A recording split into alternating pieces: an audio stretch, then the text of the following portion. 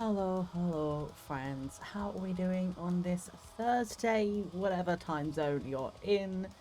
I hope you're having a decent day, and if not, then I hope you can be your cozy, comfy space to feel better in.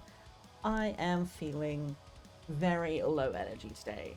Um, I, shall we say, I doom scrolled too close to the sun yesterday, and I ended up triggering some sads. I'm good, I'm fine, but I am very much in low energy comfort goblin mode today, and we're gonna go and play some cozy tea games.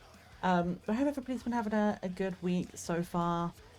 Feel free to let me know a win from your week. I would love to hear some joyous news and some good things that you've had going on this week, because there's so much stuff at the moment which is just not so nice. Um, and I would love for us to kind of help each other and share some good stuff. So a small little win from this week.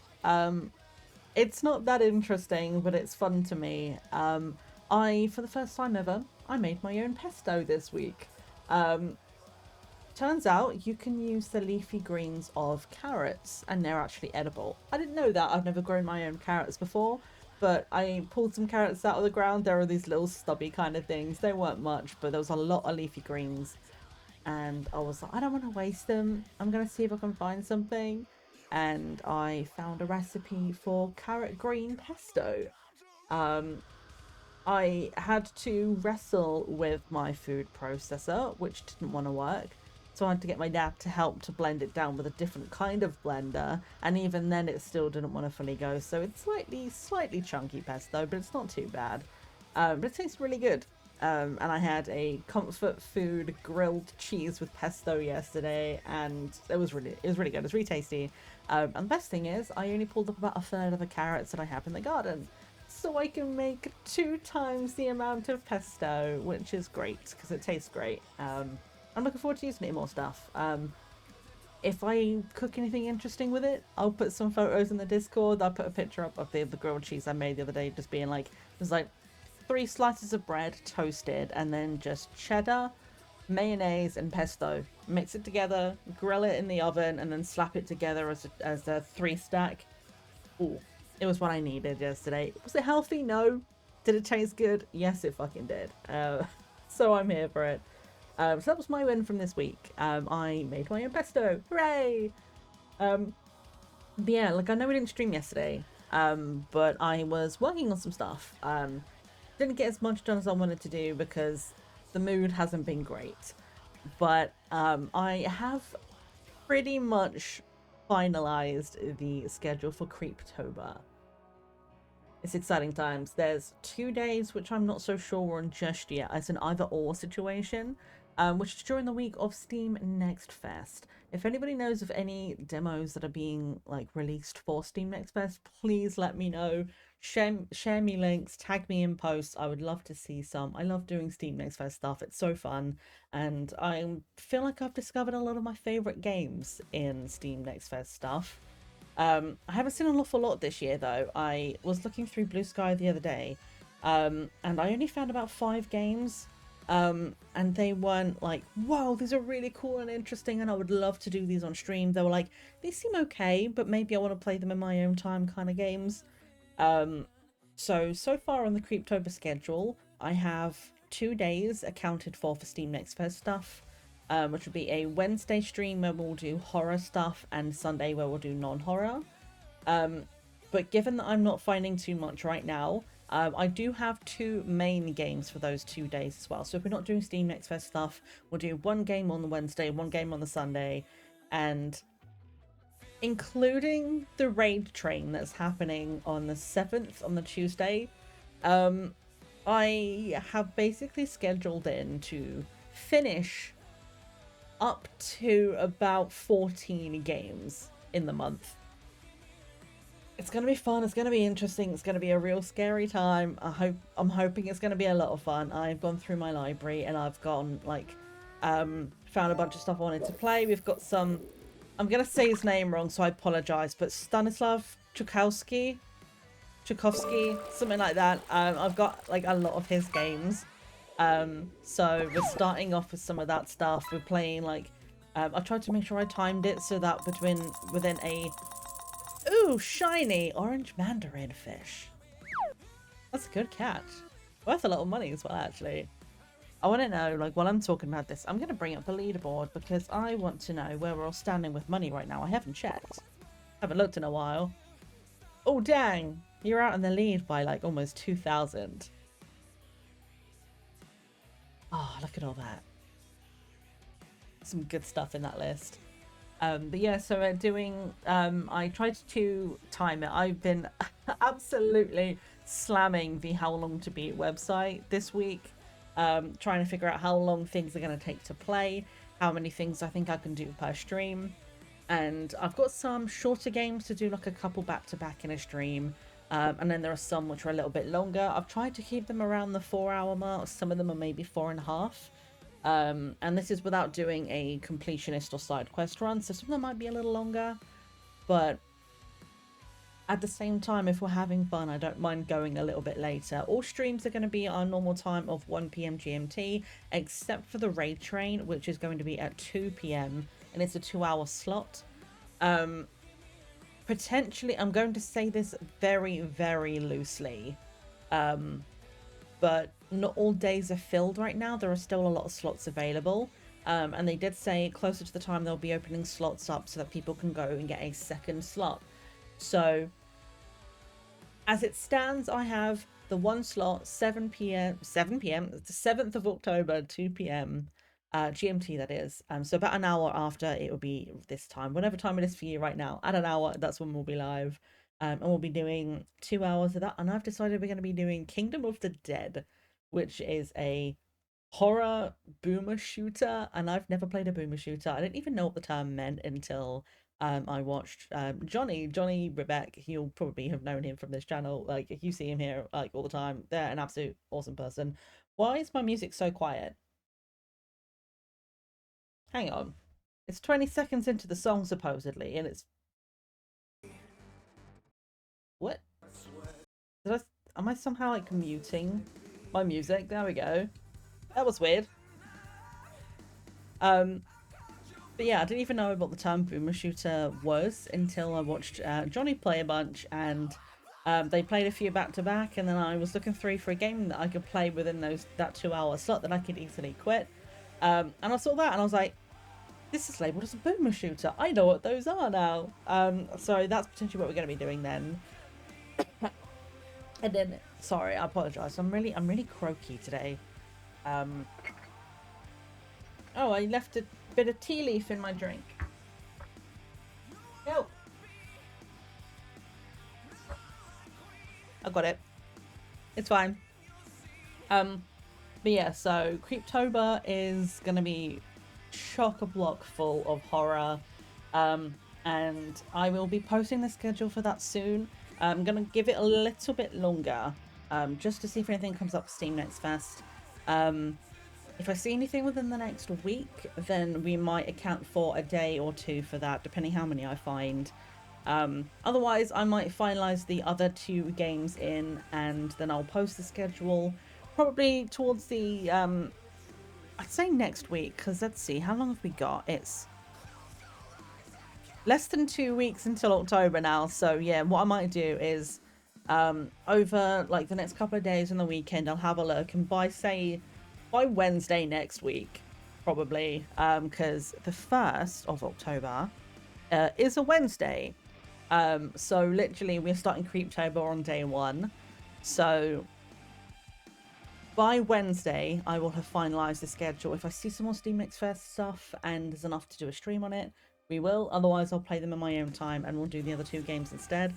But I'm excited. I'm looking forward to it. I'm going to be absolutely, like, exhausted, but it'll be the good kind of exhausted. There's going to be a lot of stuff happening, like a lot of good, cool stuff. I'm planning for the pajama party at the end of the month. I'm not going to spoil too much of what we have going on then, because, like, I may have mentioned some of it before, but there's a couple of things I haven't talked about and I don't know what I haven't mentioned. But that's going to be fun. So even if you guys don't like horror games, there is still going to be at least 1 stream for you guys towards the end of the month, as close to Halloween as I can get it without being on Halloween. So the 26th of October, if you want to join us and get into some PJs and have a PJ party with us, we're going to be doing that at the end of the month. Lots of stuff happening, lots of cool stuff. But today we're going to be finishing Sips and Sonnets. And while we're talking about tea, I might as well tell you a little in my cup segment. I have got for tradition, and I keep wanting to call it V for tradition, but that's because it's V Roman numerals for the number 5. It's based on the houses in a series, and I've forgotten what it's called. I'm gonna have to look it up. I tried to remember this before stream, and apparently it's not gone in. Let me have a look. It is from the Locked Tomb series by Tamsin Muir. I might have said that name wrong. But it's green tea, tulsi, and marigold, and it's tasty. I wanted a green tea today. I don't know why, I just felt like it. I wanted something that was not too overpowering, but just kind of just nice. And that sounds so boring to say nice, but like I didn't want like a super bold flavor or a really deep flavor or really sweet. I just wanted something tasty and subtle, and this is good. Yum. Yeah, I hope everyone's having a really good week. And if you have any good weekend plans, let me know. I would love to. I'm like being a fly on the wall, living vicariously through you guys at the moment, because I don't really want to do anything. I'm not really in the mood to go and do anything. So if you guys have anything fun, feel free to let me know. You think you finished the inside? Ooh. I think it was looking really good from what I remember seeing from the other day. It looked really good. The color schemes come out really well. Enjoying a fresh out of the oven. Oh my god, a fresh out of the oven cinnamon roll. Oh, that sounds so good. A good cinnamon roll is peak. Like the ones at Lidl taste okay, but they're usually so dense and they can get quite dry, and it's just not as good. It's a doo-doo day. Yeah. I feel that a lot. I'll have a look at the picture in a minute. Actually, I can have a look at it now because I have Steam. Not Steam. I looked at the wrong thing. I have Discord open on my computer. Let me have a look. I want to see this picture. Oh, it looks good. Yum. I'm only a tiny little bit jealous. But yeah, so I'm a little bit on the lower energy, sad kind of side today. Usually I know my limits with doom scrolling, and I don't usually call it doom scrolling for me because I see plenty of like dancing dog videos and plant videos in between each that like it tends to balance out that I'm just scrolling. But apparently yesterday was just a day of back to back to back to back to back bad stuff, and I guess I just kept scrolling in the hopes that I would find those plant videos and dog and cat memes, and they just didn't come. And it just got to the point where I just didn't notice I was going past my limit, and I was looking at all the bad stuff in the world, and I just had these negative thoughts that I'm not going to go into because content warning mental health, and I just don't want to go there right now today. But long story short, I ended up in a really bad headspace. I had a bit of a cry, didn't feel so good, and I didn't really sleep that well last night either. Okay, interesting thing by the way, Callie, my oldest dog, she growled at me last night, like fully growled. She does this thing sometimes, like when she shares like my room at night, there's enough room for me to have my spot, and she has the other side of the bed. I have a double bed, like, you know, there's plenty of room for a doggo right here and then me on the other side. But sometimes she's been getting quite spoiled recently, and when I ask her to move, when I actually get into bed at night and she like has to move over, she just like she just looks at you and goes and it's just a disgruntled, I'm not happy about this, but fine. And it's usually quite funny and cute. But last night she was like lying right up next to me here, and my arm was up like this. I wanted it down because it was like I was getting like pins and needles in my arm, but it was on top of her like this instead. So I was like, I need to stretch, and I moved my arm just across and put my hand over her back paws, and she fully growled at me. Like, I had like teeth bared grizzle, and I was like, excuse me, miss. Don't you dare talk to me like that again. It's a privilege to be in here. Settle down. And she went, as she lay there. I was like, yeah, never heard a growl like that before, but apparently she was in a bit of a mood and she wouldn't move, so I was quite uncomfortable. And then even when she left, because basically both dogs were in my room last night because my mum and sister were flying back from their holiday and they got back at like 2 o'clock in the morning. So I was like, I'll keep the dogs in my room, you bring in what you need to bring in, and then when you're ready you just let them out. So they were both in my room, and for some reason Callie was being an absolute diva and she wouldn't move. And then when eventually she did move, I just couldn't get comfortable. I don't know why. It took me like a good hour or so to get to sleep. I didn't get to sleep until about 3 o'clock this morning. So I'm tired and I'm a little bit depressed and I am low energy, but we have a tasty tea. We have good company and we have a game to get into. So if anybody would like to drop a fish while I'm getting the game ready, absolutely feel free to. I'm gonna keep the music going for just a little bit while I find what I'm looking for here. I know what I'm looking for, and I'm just having one of those slow days where my brain isn't quite cooperating. That's the one I want. Play game. Oh, coffee cup. I could probably go for a good cup of coffee later.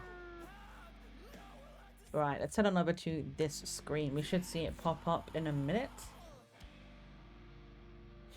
There it is.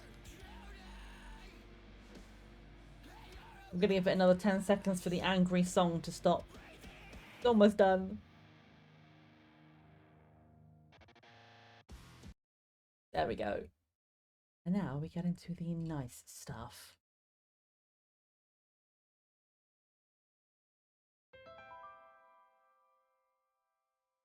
So yes, for anyone who missed this, first of all, thank you so much to Brian over at Blue Tango Street who allowed me to have a key to this.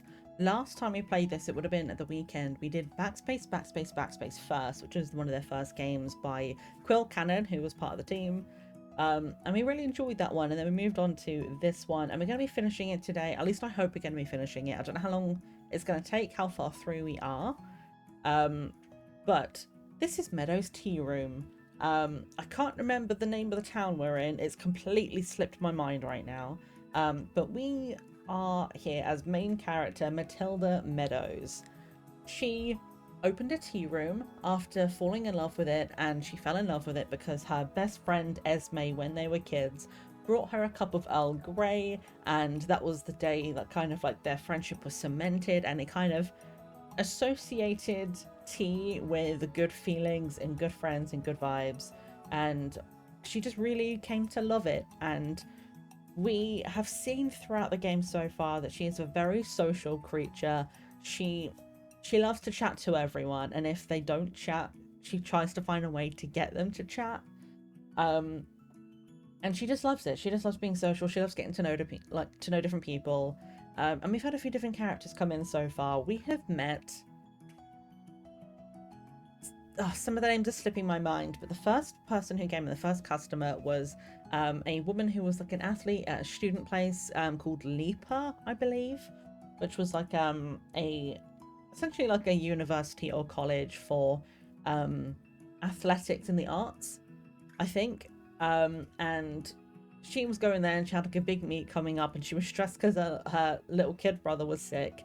And we gave her some ginger tea, which isn't really tea, it's more of just a herbal tea or tisane. And she was like, I'm not really a tea person, but sure, I'll try it. And she's like, ooh, it burns, but in a good way. So we had a really good chat with her and kind of like helped her feel better about some stuff.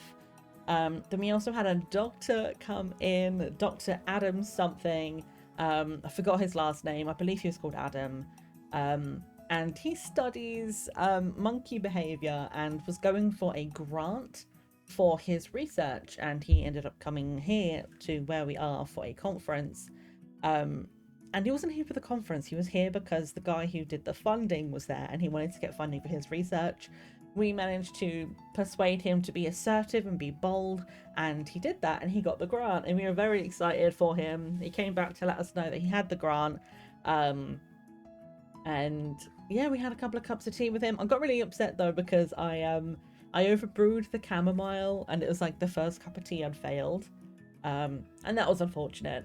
But then we also had Ollie or Oliver, who came in, who was an older gentleman. I think we know him from, like, it seems like they're like old friends. Like, he knows Esme, and there's some tea there between he and Esme that like hasn't been explained yet, but I'm kind of here for finding out what's going on with that. And in the background of all of that, Miss Meadows is sick in some way, potentially. I'm not sure. It's not really been explained in detail yet, but there is a nurse that comes in nightly and gives her an injection of something. And her usual nurse, Helen, just retired. So we have met the new woman whose name is completely gone, I'm afraid. I want to say it's something Plath, because I remember it being Sylvia Plath and triggering that. I want to say it was Liliana or something. I might be wrong though. But clearly something's going on with her, and we as Miss Meadows have been trying to get her to open up. And last time we left it as her basically the nurse was kind of running out. She did her job and she left straight away, and we were like, not sure if he said something that triggered something or if she was just something on her mind. But this is where we're coming into it, is after that her like night of her running away, and we wrote some poetry to do with like wanderlust and settling down, and I've been really enjoying the poetry side as well as the tea brewing side, but like there's lots of really cute things here. So that was a little brief overview of what you missed last time. And yeah, we're going to get into it. I'm not sure how much more we have left, but we do have the author's notes here, which we unlock after playing the game 1, 2, or 3 times. So we are going to get the first playthrough done today. If it only takes us like 10 minutes to finish, maybe we'll play it through again today, and we'll try and get our second finish and see if we can like talk about some different items in the room, brew tea differently, see what happens if we choose different dialogue. You know, we'll see. I have no idea how far through this we are, but this morning, oops, a familiar dream that started shook me immediately. wide awake. Yes, I wanted to get just straight in. I didn't realize it was going to go boom and start playing immediately. I was expecting like a fade kind of screen where I could finish my sentence, but no, we're in. So this is us waking up after the nurse ran out the night before. Funnily, it was about school. I heard the top cause of recurring nightmares is primary education, globally. Used to be that war caused the most bad dreams, but I suppose we live in such peaceful times that school is the next worst thing. Anyway, in this dream, Esme and I got singled out by Mrs. O'Hare. She had us do a quiz with burlap sacks over our heads so that we could barely see the questions. That's a bit mean. When I took the sack off my head and tried to confront Miss O'Hare, all I saw was that faceless head. Okay, the faceless head's come back to it. She said that she had a dream before, and I don't remember the context around like where she saw this or something, but there was a person, like a figure she saw in a dream and had no face. So the faceless creature is back. The featureless stranger staring back. I'd forgotten all about that face. I knew I'd seen it before. Did I? Oh, nobody liked Mrs. O'Hare. She was vindictive, the kind of teacher even parents feared. I'm sure we've all had at least one of them. Still, when I heard she'd passed away, I went to her funeral. Her family was exceptionally kind. We're still in touch.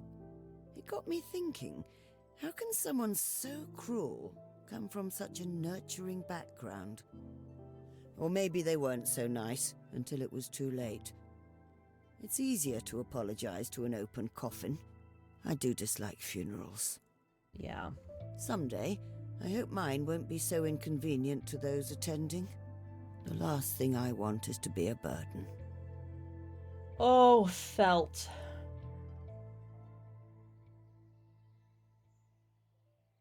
Yeah. No, I feel that.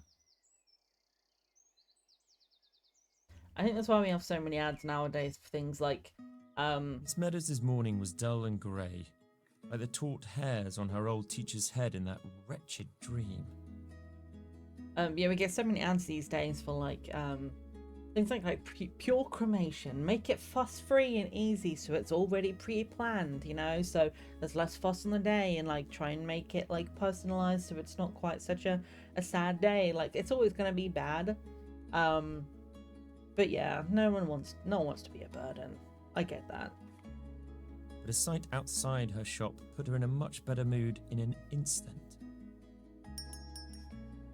Morning, Matilda. Hi, Ollie. Ollie, back so soon. I normally have to wait weeks for a visit. Let me guess, is he coming around here because he knows Esme's here soon? What can I say? You've got me hooked on good tea. Truth is, now that my kids and grandkids are less dependent, I find myself with a lot more free time than I know what to do with. You'd been a good presence in their lives. You could do with a bit of a break. Yeah, grab a book and come sit in the corner, you know, just read your book, drink some tea, we got you. Tea? Yes, please. If I remember last time he wanted green tea, but I don't know if he's going to go for the same The again usual? today. No, not green tea this time. I'd like something different. Something different. I'm sure we've What got do you have something. in mind? I'm thinking fresh, zesty. Fresh and zesty. Between you and me, I've been feeling a little queasy. Must be the curry I had last night. I think I can get you just the thing you need. Let me have a look on the shelf and see if I can guess this correctly. Fresh and zesty. That's good for the stomach. I'm gonna guess it's peppermint, because I think peppermint is a good like tummy soother kind of thing. You get a lot of like minty stuff to do with that. That's my guess. We're gonna have a look in the book and check, but my guess is peppermint.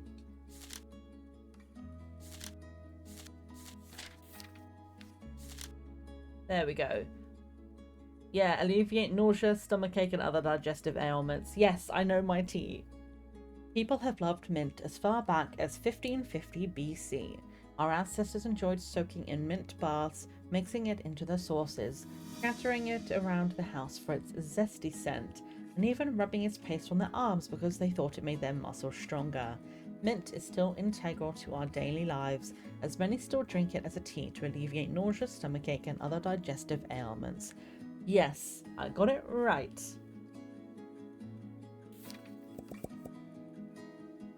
Like mint and licorice. For some reason, mint and licorice people put together quite often.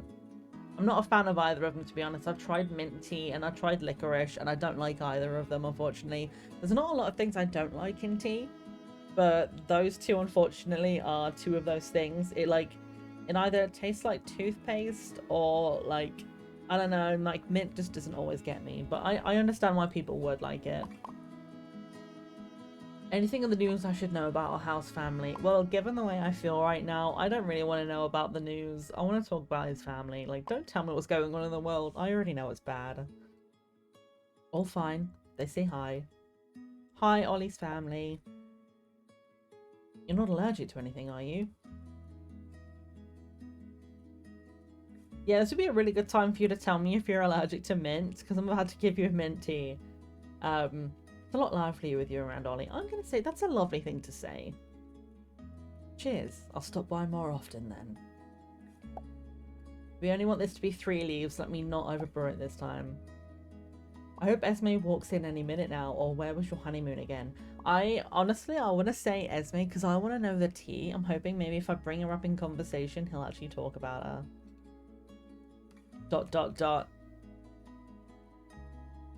Alright, it's done.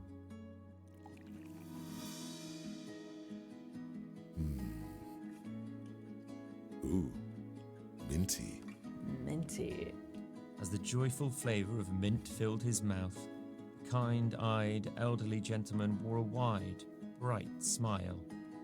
Oh, we just got an achievement for the perfect cup of mint tea, and it makes me sad that I didn't get the perfect cup of chamomile. I'll just have to play it through again next time. What a shame. I'm gonna have to play it a second time just to get that. A lot of antacids have mint in them. I should have guessed you'd make this. I knew it would come in handy eventually. Oh, you did now. Did you now? Not the first time you'd come in complaining about curry, is it?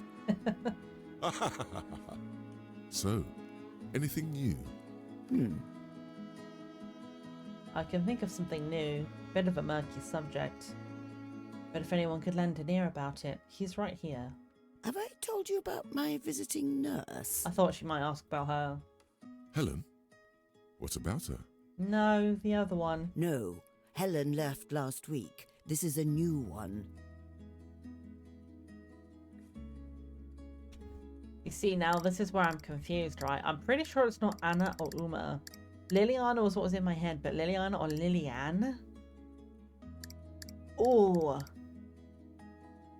I think I'm gonna go with Liliana because that was my instinct. That's what I thought it was. If it ends up being Liliana, at least we're only one letter off. Liliana, she said her name was. Yeah? Well, she seems to know what she's doing. But she's quite unsociable. Barely says a word. Maybe she's just shy.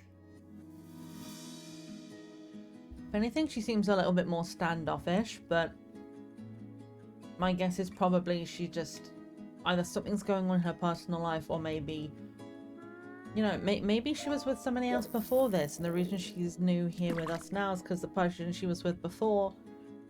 I don't know. I know I'm like going full like existential crisis on this bitch, but like maybe she was with somebody else before, and there's another older person, and they aren't here anymore. Maybe she's a bit more guarded now because of what she's been through. You know, like, you never know. Ooh, a shrimp toy. I'm gonna throw out a fish as well because I can. Let's try and fill up this this dex. I want to say, if there's another turtle, you're gonna lose your mind. You're very good at the turtles. I don't even know what it is. Like, you have like the best turtle luck. I haven't it's like the third time I've fished today, and I haven't gotten anything above a like a 1-star. It's a little spiky dude though. Very punk rock. I like it. I thought so too at first. You were saying? It's been a few days now, though. I think she just doesn't like me. You know people don't have to like you, Matilda. That's a hard thing to come to terms with, but yeah. Remember Beatrice? Oh, Beatrice. She always avoided me back at the agency. You told me not to take it personally. That's right. You asked her to help you with the Henry Whitmore case. She didn't. Did she? You're right. Oh, it would have been so nice to work together. How is she anyway? Oh, they're still in touch? Last I heard, she had a stroke, staying with her son. Ooh. Oops. Gosh, that's terrible. My bad. Oh, poor Beatrice. I sympathize as well. But that's besides the point. That nurse is just another Beatrice. You've got to move on. What if I've done something to upset her? Like what? I offended her, I inconvenienced her, or we met before and I didn't recognize her. The way Miss Meadows is, like, the energy she's giving off, it's that she's inconvenienced her. I don't think she's only ever tried to be kind. And although, yeah, you might think that maybe your memory might be going a little in your older years, I still think she seems very, like, sharp. So, I'm not going to go with this one. I think the character that I've seen of Miss Meadows so far, I think she's more worried that she's put, like, inconvenienced her. Like, oh, I've brought her out and she has to come out here every single evening and do this. She's a young lady. She might have a life of her own, and she's come here and I've inconvenienced her. What a shame. So I feel like this is more like the kind of thought she would have. What if it's inconvenient for her to come all the way here every evening? Or if I asked for something unreasonable? She's a nurse, Matilda. That's her job. I've had my fair share of dealings with doctors and nurses lately. They know not to take out their frustrations on the people in their care. You're right. Or what did you need them for? Ooh. I want to agree with him, but I also, like, the way he just casually threw that out there, like, yeah, I've been around, like, I've been in the hospital lately, like, are you good? Oh, kind of don't want to pry, but I also kind of want to know if he's okay. What did you need doctors and nurses for? You look fine to me. My arthritis, remember? Right, fair enough. I used to be fine taking a pill for it. But it's getting out of hand. I have trouble climbing stairs. Good thing we're a ground floor tea room then. Each step feels like hell. I'm sorry. It's fine. You get used to it. I'd say I can give you some ginger tea, but that's better for muscles. I don't know if it's going to help arthritis, I'm afraid. You know, you're right. I'll just forget about her for now. That's the right attitude. Yeah, unfortunately, you might just have to kind of deal with it. She comes in, she does her job. You be polite, be civil, and then she goes on her way again. The same advice I gave to my youngest. Aisha. Aisha's definitely the name of one of the kids. I don't know if you've heard those other names before. Like, Cassie maybe seems a little bit familiar, but I'm not sure. I'm going to go with Aisha because I know that's a name. Aisha? Please be right. That's her. Yes. Okay, good. I told Aisha, if someone likes you, one human being to another, they will not hide it. People are like the wind. Chase them, and you end up with a fistful of air. Let them come to you, and they will fill your sails. Oh, who's the poet now? Has Aisha had similar trouble at school? Yes, trouble making friends. Yup, I know that one. She's done with school, though. Right now she's at work. Can you believe it? At work? How old is your youngest then, I wonder? Because she made a joke earlier on about, like, oh, this is what you get for having another child when you're older. So I was assuming they were a lot younger. I'm trying to figure out how old I think he is. Like, maybe he's in his 60s, so I guess maybe he could have just, like, come out of college kind of thing. Or, like, maybe, like, 16, 17 kind of something. Goodness, how time flies. Oh yes, 20 years. 20, there it is. Still behaves like 12, as far as I'm concerned. I literally should have just clicked forward 2 more sentences and it would have told me. I was there, like, trying to, like, detective work it out. Do give her my regards. I hope she'll stop by my shop someday. That would be cool if she does. She would, but she's in London now. We call from time to time. Oh, London. Fancy. She's in for a treat. I wish her the best. Oh, I saw something the other day, like, thinking of London, like, my brain literally went down the thought of, like, God, she must have a good job lined up straight out of school for her to be able to afford to live in London. There was a job I saw going the other day. I think Wolfie reposted it, and it was like a entry-level publishing. And I know Zahira has been amazing at, like, giving me information about stuff like that, and I look at it all the time.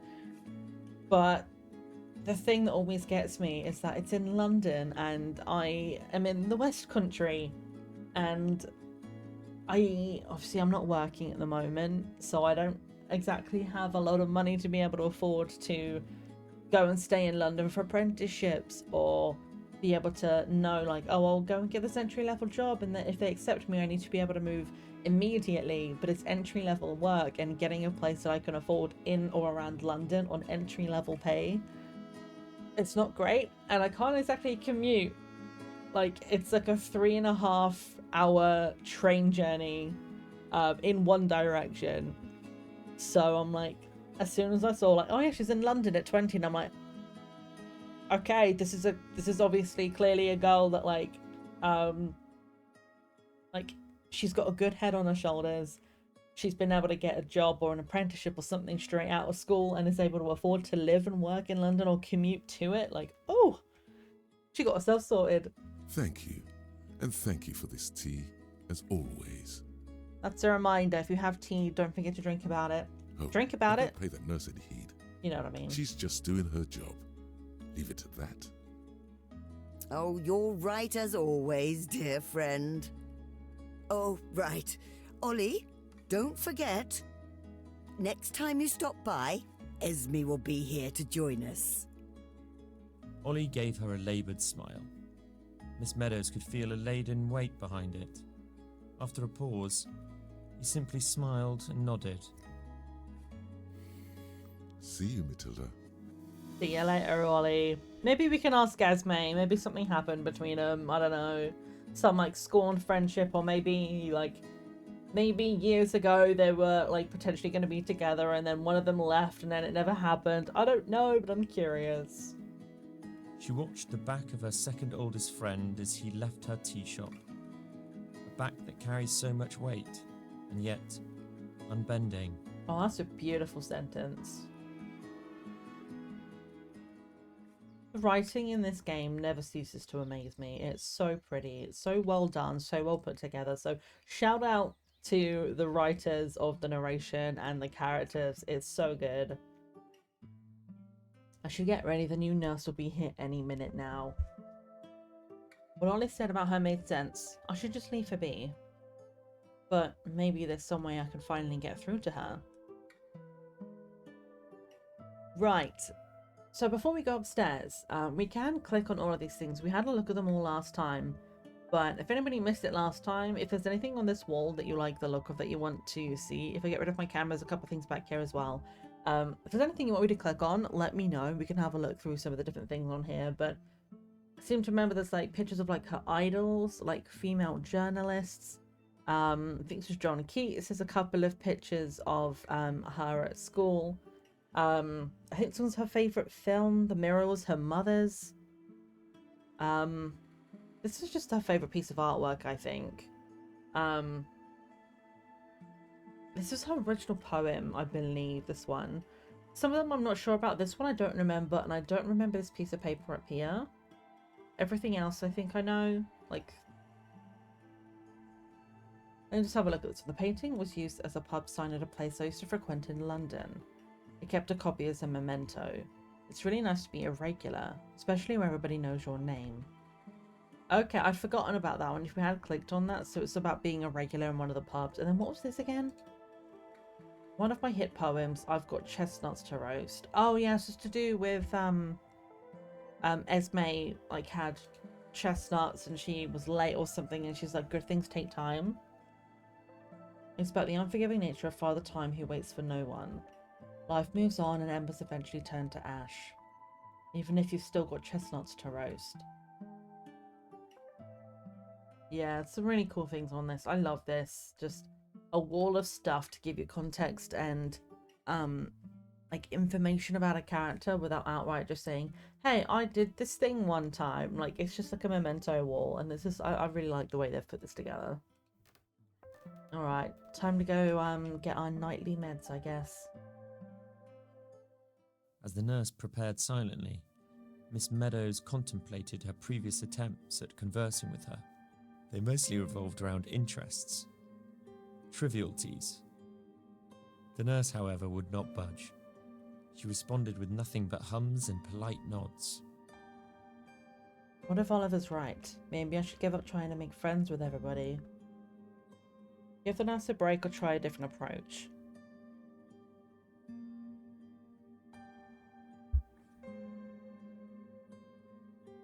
I kind of am tempted to say give her a break, because if she feels like she's getting bombarded every time she comes in here, like some people like open up in their own time, and constantly being asked questions like stops them from wanting to offer stuff. So let's just have a quiet night, I think. Give the nurse a break. Let's not say anything. If she wants to say anything to us, she can. If not, then let's just have a quiet night. Miss Meadows decided to stop throwing herself at the same brick wall. The nurse got to work in perfect silence, disturbed only by the faint sounds of breathing. This is going to be hard for her though, because she loves to talk. I mean, you can see the look on her face. She's really sad. She's like, she wants to say something, but I think it's probably best just for now. We can try again the next night. But for right now, let's just let her work in silence.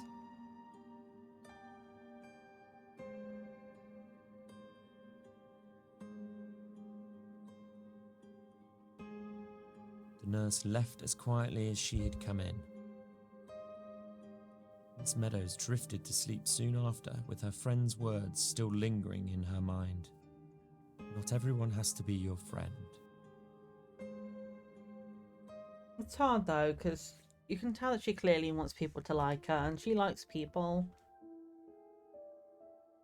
Last night, I thought about all the times I was uncomfortable and how much I disliked each one. We all experience discomfort to some degree, I think. Life by design demands it, and we're not in a position to say no. Discomfort brought on by obligations, health, or circumstances beyond our control. But that same discomfort propels us forward. In a way, we would be nowhere without it. Animals that are used to the comfort of captivity seldom survive when released back into the wild. And this is because they forget that ever-present anxiety, which urges them to stay alert and alive. I wish I could forget the ever-present anxiety. In an ideal world, we would not need to suffer to succeed. Internal motivation should suffice, and whim alone would be king.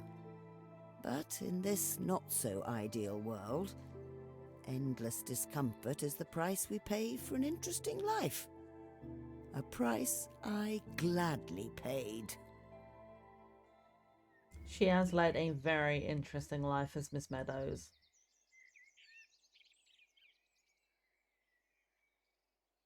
I mean, I like comfort. I think we all like our comfort, right? And it's one of those things like going outside of our comfort zone The is woman hard. who walked into Meadows' tea shop this morning was not the one she was anticipating, but a welcome sight nonetheless.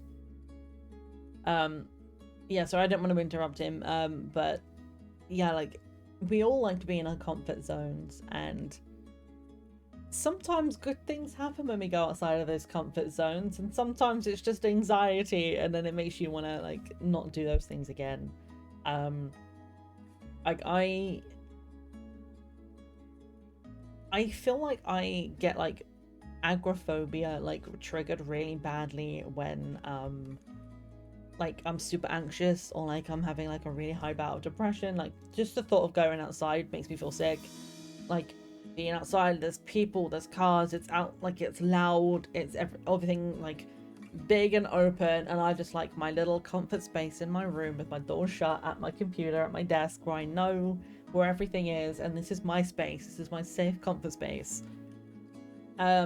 And sometimes going outside is fucking scary, and other times it means I go down to Hobbycraft and I come home with 30 quid's worth of yarn, you know? Like, sometimes it's good, sometimes it's not. I kind of get what she means. Like, at least if you're uncomfortable, maybe you're living an interesting life. But yeah, a woman that walked in as a welcome sight, but not who she was anticipating. I'm guessing not Esme, maybe the athlete. Yeah. Hello. Hello. Oh, it's so good to see you again.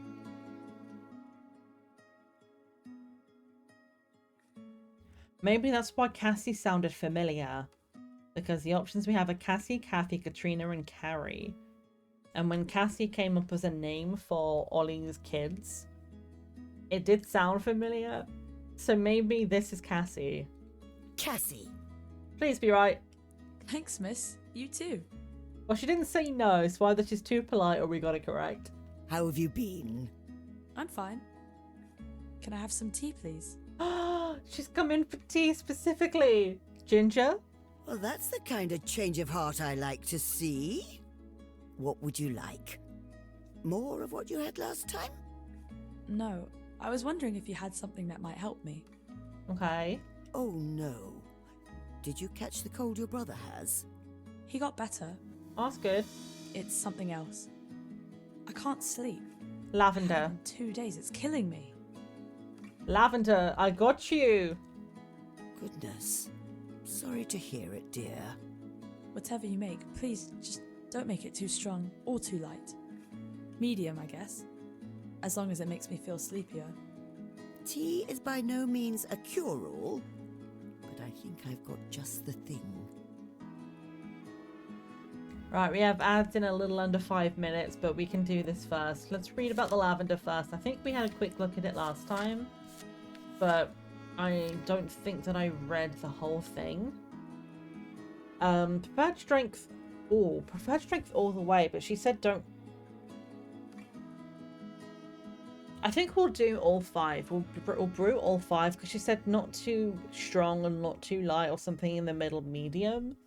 But I guess that means she doesn't want a strong cup of drink. Lavender isn't necessarily that strong. Maybe if we do a 5, it'll still be fine. We'll do the 5, because then if that's like preferred and we get like the perfect cup achievement, that would be great. And if it's like, oh, that's not right for her, then we know next time we'll make it slightly less strong. So it says in the book, humankind has had a millennia-old relationship with this pleasantly violet perennial. Our ancestors historically used lavender in perfuming, decoration, food flavouring, wound dressing, and of course, tea. Lavender tea owes its popularity to its calming aroma and floral earthy flavour. Many drink lavender tea for its relaxing effects, as the essential oils it contains can soothe nerves, alleviate headaches, and aid with sleeplessness, which is why it's often put in like sleepy time teas. Lavender, chamomile, and actually mint as well can sometimes go into nighttime teas. So that's what we're going to do. We're going to do a lavender. It's going to be a 5 strength and we'll see what happens.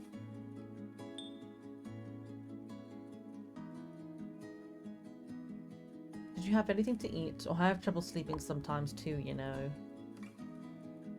Let's talk about sleep. I really hope this tea works. Do you do any other sports, or you should bring your family here? It would be cool to meet the family, but that also feels a little bit more like, not self-centered, that's not the word I'm going for, but like, come to my tea shop, instead of like actually asking about her. So I'm going to ask her about other sports. Like, I think she said she is a runner, I think. So do you do anything other than that? Football, just for fun. I play with friends every Sunday. Aww. Sugar, or I notice people your age use their phones a lot. Well, that's a tough question. I don't know. Because with lavender, I really would only put, myself anyway, if I was putting anything sweet with it, I'd probably put more like natural sweeteners like honey. So I don't really want to offer sugar just because in my mind I'm like, I don't put sugar with lavender, I just put honey. So I'm going to go with phones. I don't know why. I do too. I try my best to cut back on screen time. I tried my best to cut down on screen time too, except that I stream and I'm a YouTuber, and I also everything I do with my life is gaming and videos, and oops, what a shame I spent all of my time on the screen. I'm sorry, I'm a millennial, I can't help it. Where did I put my mitts? I'm so tempted to get new matching tea sets. Oh, matching tea sets, do it. If you do, make mine red. Absolutely. Has your family always been in Midsmouth, or is that perfume I smell? Oh, I don't know. That one. My granddad moved here from Spain in the 50s. Oh, look at this purple colour. This is so pretty. Alright, I'm going to serve the tea. We have ads in a minute. Tea's ready. We'll get through some of this conversation and then we're going to go take a real quick break. Oh my god. I didn't know people had lavender for tea. And it's so good. Bit strong though. I always thought lavender would taste like, I don't know, shampoo or something. Can't bathe in this, I'm afraid.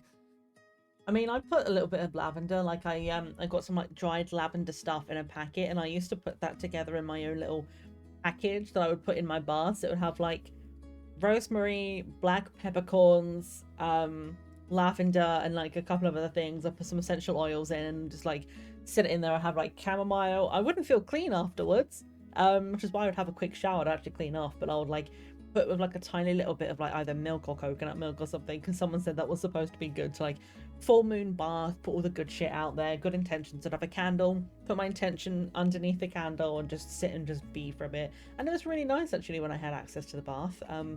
Don't have one here, but it's fine. It was nice for a while. But yeah, it's already coming, so let's go on over to the back screen. We are going to play some clips. You won't miss anything. I'm going to go do a stretch and do some things. I'll be back here in just a few.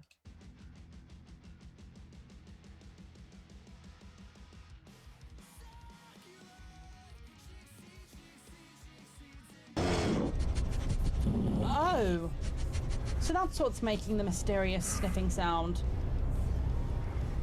Okay. Do you have a moment to talk about our Lord and Savior, Gerard Way? No? Okay, bye.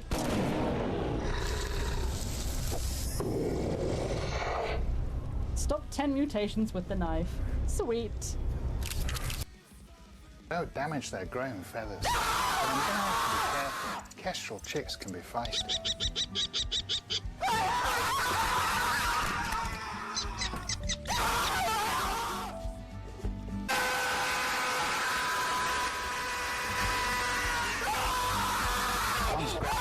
Oh my god! Oh, that hurts.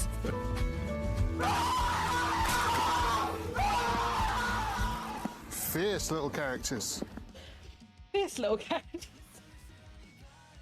Oh my god, that one actually brought a tear to my eye. That one hurt.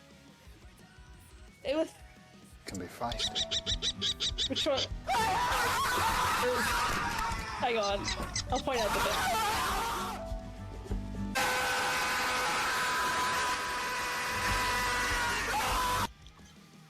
Oh, this just said so good.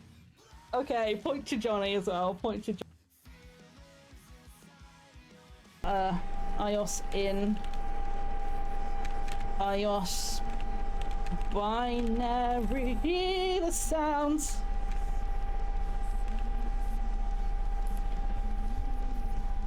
I don't like it. Something made a noise. I'm checking. There he is, you bastard.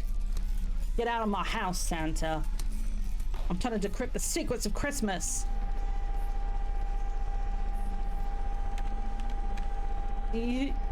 Easy. Some blood on it last time. Dude, what are you doing in here?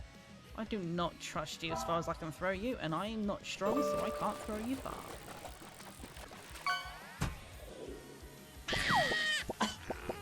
It's a bit rude.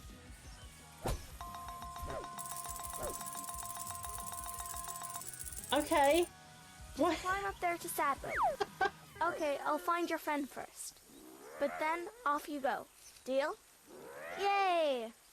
I don't know if it can get up there, honey. I think you just stuffed a man in a hole and didn't ask if he's okay.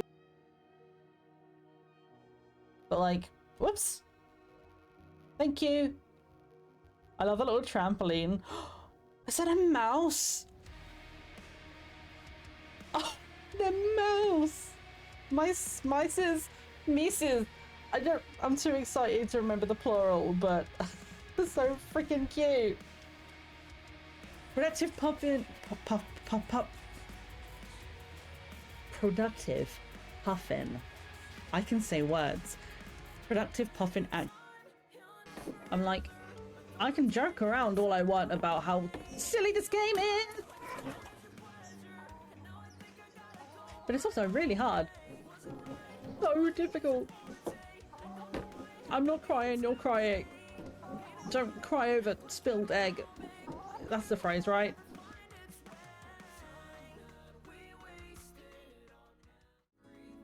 Hello.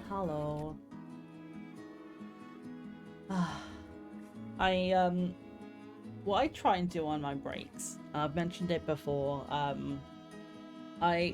sometimes I try and do just like 10 squats on my ad breaks. It was something that I read somewhere, which is just like a way of just trying to keep yourself moving around, and it's sort of like moving without like feeling like you're doing a whole ass exercise, and before you know it, you've built up some like extra strength and stuff. And usually just try and do 10 squats each ad break, so that actually by the end of stream, I've done like 30 squats for the day, 30 or 40 squats. And usually it's like, oh my god, that's so cute.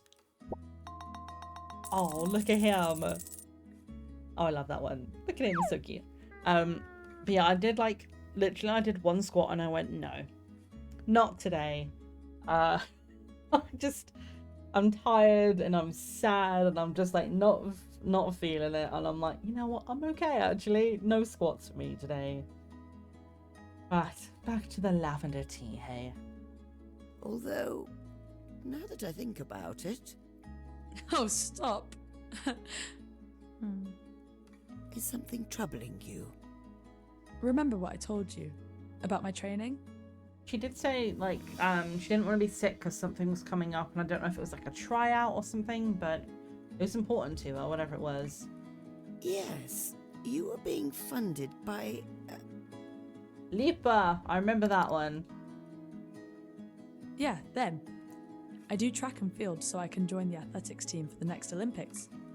Going for the Olympics. Go for it. What's more, Holly Hodgkins is our coach. A former champion. Can you imagine? I'm sorry, I don't know who that is. I'm not a... Go sports! I used to really look up to her. She's also a LIPA grad. Anyway, a new girl joined us. Gemma. Oh, not the new girl. She's this quiet girl. Barely says a word. Always wears a beanie. It was going to go one of two ways. It's either she's going to be like a really nice, cool, awesome girl that's going to be everyone's friend once she can find the right person to be friends with, or she's just going to be an absolute bitch. But it sounds like it's the former. But the crazy thing is, she's a bullet on legs. I can barely keep up. I don't know why I'm telling you this. Because tea makes people talk. Sorry. You don't need to hear about my silly problems. My tea is definitely cold at this point, but whatever. I'm almost finished. I don't think they're silly at all. Competition is healthy. A good kind of stress. But it can be demotivating sometimes. That's what I told Coach. I asked her how I could get better numbers. She said, do more jumping jacks. And I have been, way more. I'm not getting any better. This is how I know it's something completely different, but this is how I feel about Apex. Like, I watch videos of people playing, I look at like theories and movement techniques and like tracking my gun for better recoil, and I do all this stuff to try and get better at it because I would love to be good at that game. And I feel like I have a limitation of how good I can get, so I understand the thought, if not the same context. Doesn't it take time to improve? I know, but usually working out wears me out. So I never had any problems sleeping. Ah, anxiety. Then Gemma joined and I saw how fast she could run, and I felt like all my work was for nothing. And now you've got a rival to worry about. You can't sleep. Yes. Well, I had a bit of rivalry myself back in my journalist days. Beatrice, by chance? He was already established by the time I joined the newspaper. His articles had free reign of the front page. Mind you, he wasn't obnoxious about it, but try as I might, I couldn't cut it in my early career. I needed a win, so I started working on a big story, bigger than anything I'd ever written. I had a strong feeling it would make my career, and more importantly, make a difference.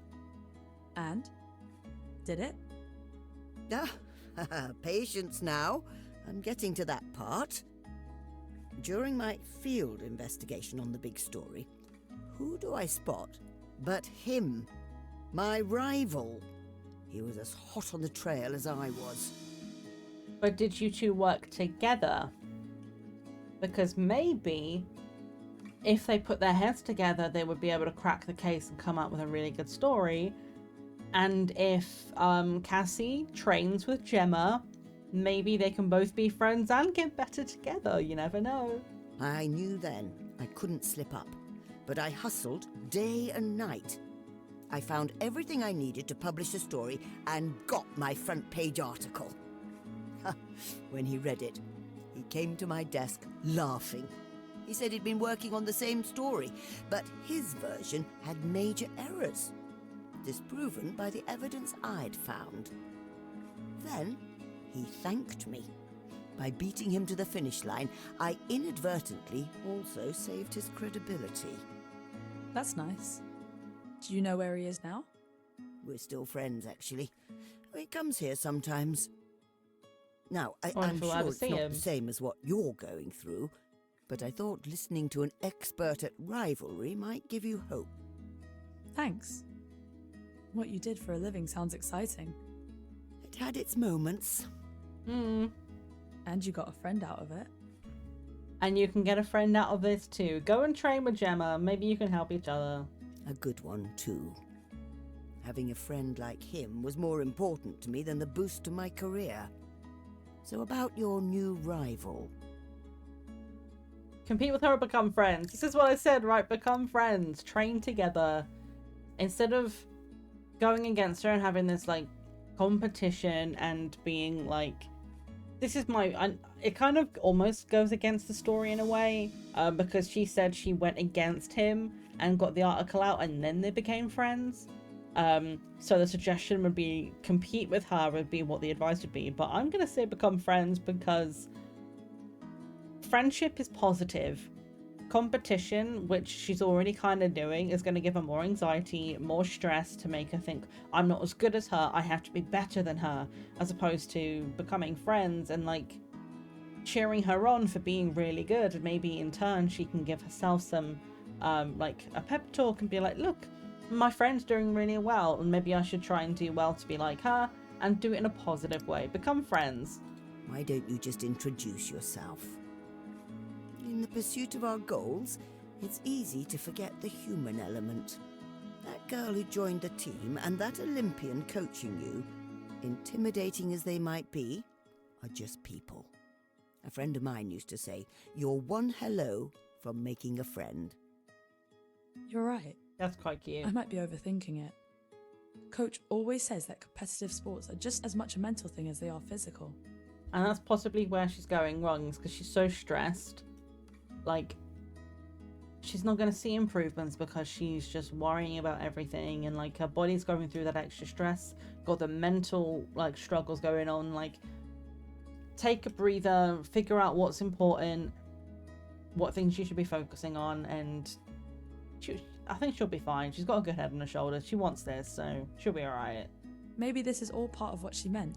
Thank you. Of course. I envy you, you know. How so?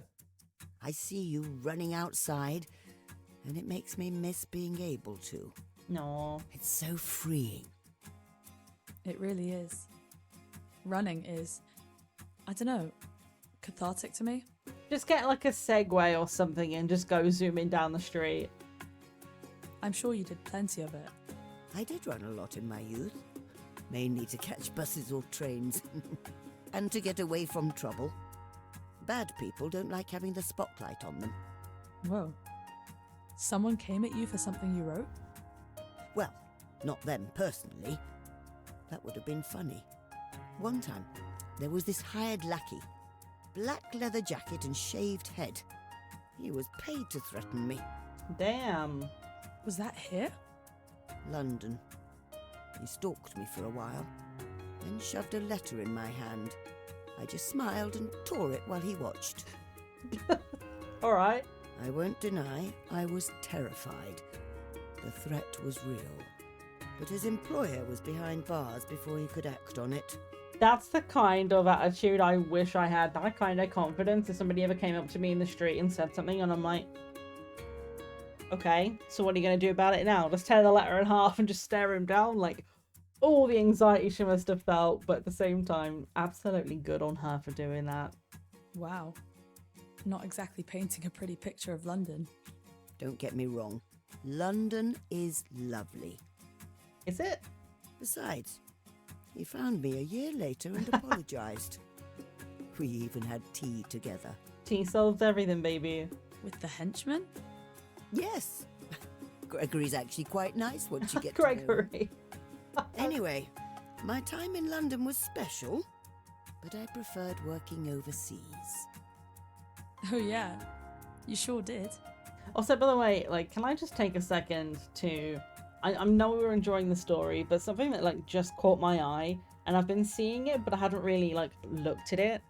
I absolutely love this little, like leafy outline on the speech bar. It's so cute. Like, everything about the art style in this game is just stunning. The young woman looked back at the shelf in the corner, recalling their past conversation about its colourful contents. You know, part of me wishes so badly for me to get selected for the Olympics coaching program just so I can see other countries. I can't afford to travel. Barely anyone can now. I just hope I make it. Oh, I'm sure you will make us all proud one day. Oh yeah, no pressure. But seriously, thank you. I like this chick. She's so cute. I feel better already. Actually, I hope it's okay if I ask for another story from your collection there. I'd love to share one. Which one do you want to know about? Right, we have 2 items we haven't asked about yet. There's the, like, cast iron tea kettle or something, and then the books. I want to know about the books, but I'm gonna leave that until last. Let's ask about this kettle first. One of my favorite pots. So much that I don't use it. Cast iron is resilient. Don't get me wrong, but this is more of a souvenir from my breed time in China. Look at me being a really good guesser at this stuff and guessing all the teas and stuff, and I guessed that was cast iron. Dang. Oh, I'm gonna say that wrong, but I'm gonna try. I stayed in Hangzhou, and let me tell you, you'll find no better green tea than there. Should I tell an anecdote from my time there, or just something more historical? How I got this pot, the fabled origin of tea, or pick something else?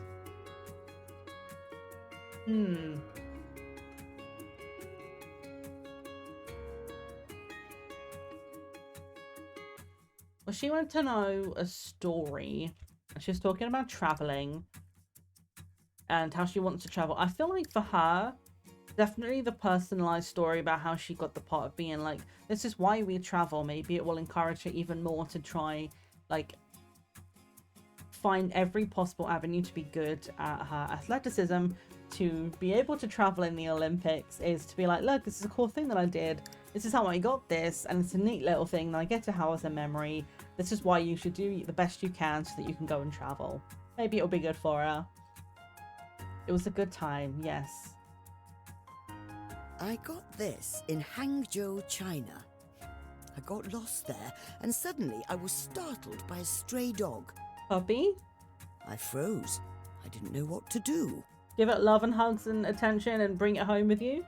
Then a boy came by, no older than 10, holding a stick. Oh. He waved it at the dog and shooed it away. He looked at me, wearing a look of pride on his face, and beckoned me to follow.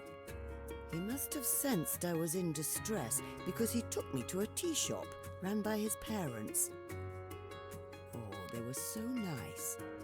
Made me a pot of Dragonwell, local green tea variety. Yeah, it was good tea. The tea itself was heavenly. But what really stood out to me was the teapot itself.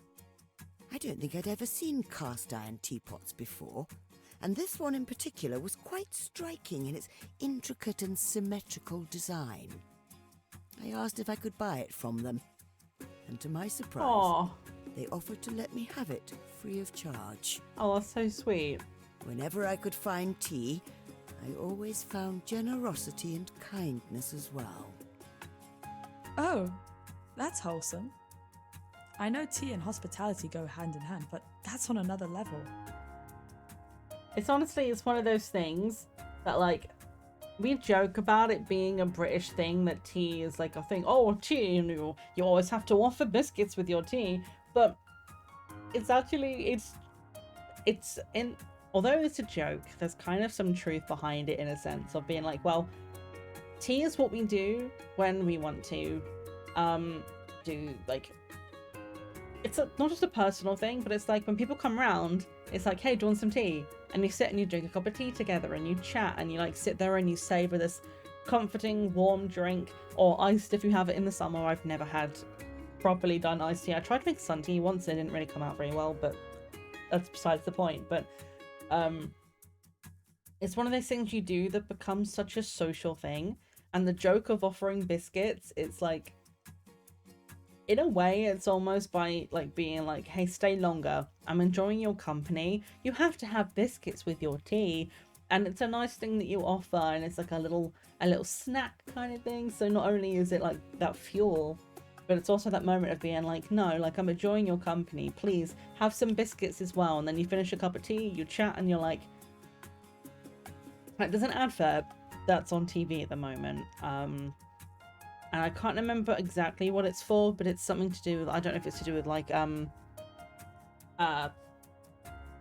older people and like being social and stuff like that. But it might just be like a PG Tips advert or something. But there's like an older woman and an older guy, and the guy's in the kitchen, he makes a cup of tea and he makes 2 cups, and he comes out and there's a woman sat there and he goes, oh, still here, are you? And gives her the cup of tea, and then it says, translated, basically means, I'm glad you're still here, please don't leave. And I really, like, I understood that perfectly, that sentiment of being like that thing of, at least I can do is offer you a cup of tea, and like, you know, tea is tasty and it's sweet if you want it to be, and there's different flavors, and look, try this thing and have this lovely warm comforting something, and then you can go afterwards if you want to. But like, I do love that it has that sort of social element to it. Like, it's not just having something that tastes good, it's like when they were talking about yerba mate before, and that you share it around, you have one pot and you make, like, you pour the cup and everyone takes a sip from the same cup and you pass it around. It's a social gathering thing, and it's so cute to see those little stories. And so it's like a bit of a joke that the British love their tea, but it's one of their few like British traditions that like I understand. I get that. Shame about the dog though. Yeah, it's a bit of a shame about the dog. I wish I'd said hi to him as well. The two spent another hour in jovial conversation. Miss Meadows barely felt the time go by. She just wished a certain someone was here to be part of it. She'll be here soon, hopefully. I said the horrible thought of what if she doesn't come. Oh no! Hopefully she does.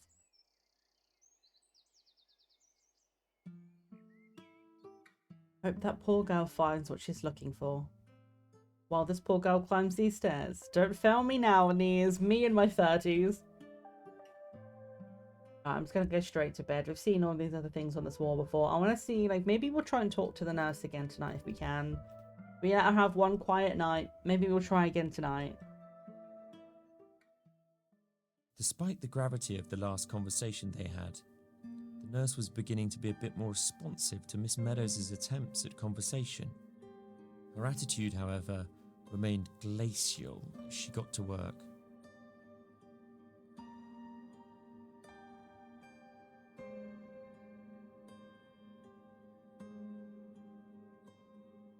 I don't want to give it too much, but I kind of want to know what happens. It's a little bit over. It's only a little bit over. My curiosity to find out, the fact that we can give her extra, I kind of want to know what happens. And I don't mean to like make her ill, but also I kind of want to know. I'm sorry. I'm like, for the sake of my curiosity. Okay? Sorry. I'm sorry. As the nurse packed up, Miss Meadows decided to breach her defences with a bold question. Oh no. I just got an achievement called malpractice. This overdose. How could you? I'm sorry, I needed to know. I apologize. My curiosity got the better of me. I'm sorry, I won't ever do it again.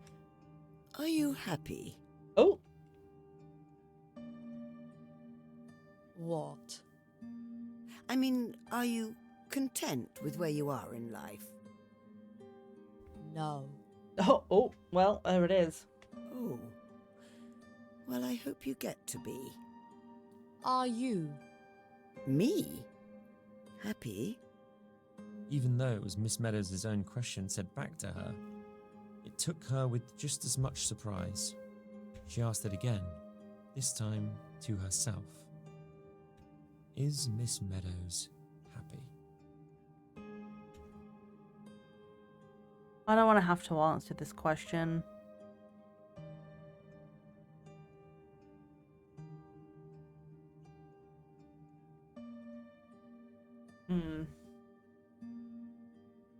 Well, she seems...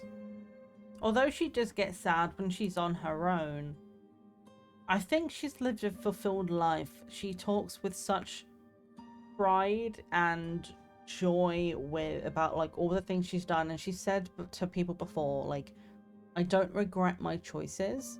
It's given her an interesting life. She talks with a lot of positivity.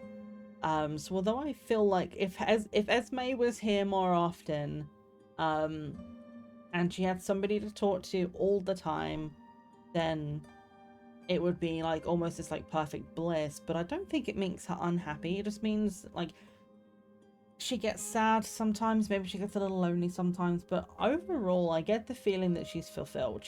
She talks with, like I say, with positive words. Like, she's loved the things she's had a chance to do. She's had a lot of opportunities for great things. She's done interesting things.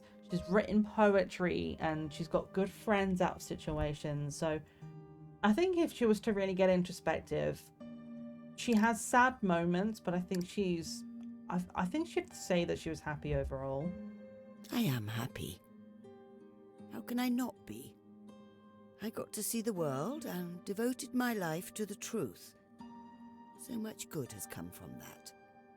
Also, of all the days to ask the question of are you happy, by the way, I'm like, oh, I'm sorry, I've got depression, I'm trying. I wouldn't have it any other way. The truth. Revealing the truth is a universally good act, then. Of course it is. Can you think of an instance where the truth should not be revealed? No, truth should always be revealed, or sometimes to spare feelings. I immediately want to say this. Like, I am not the whole, like, I'm not one of those people that's like, truth must be told at all times. Like, there are times when keeping stuff quiet and unsaid is better overall. Sometimes it just doesn't need to be said. Sometimes it's why I have a problem with people that say that they have blunt honesty, because a lot of the time that's just an excuse for saying something hurtful, or it's in a situation where yes, it might be the truth, but did it really need to be said? Because now you've just upset the person, and what good did it bring? Like, some truths don't bring anything good.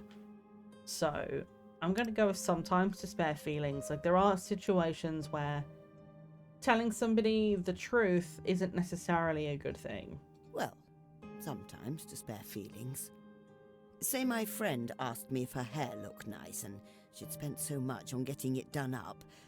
I don't think I have the heart to tell her it didn't look nice. So, you're selective about what truths to reveal. It's not the same.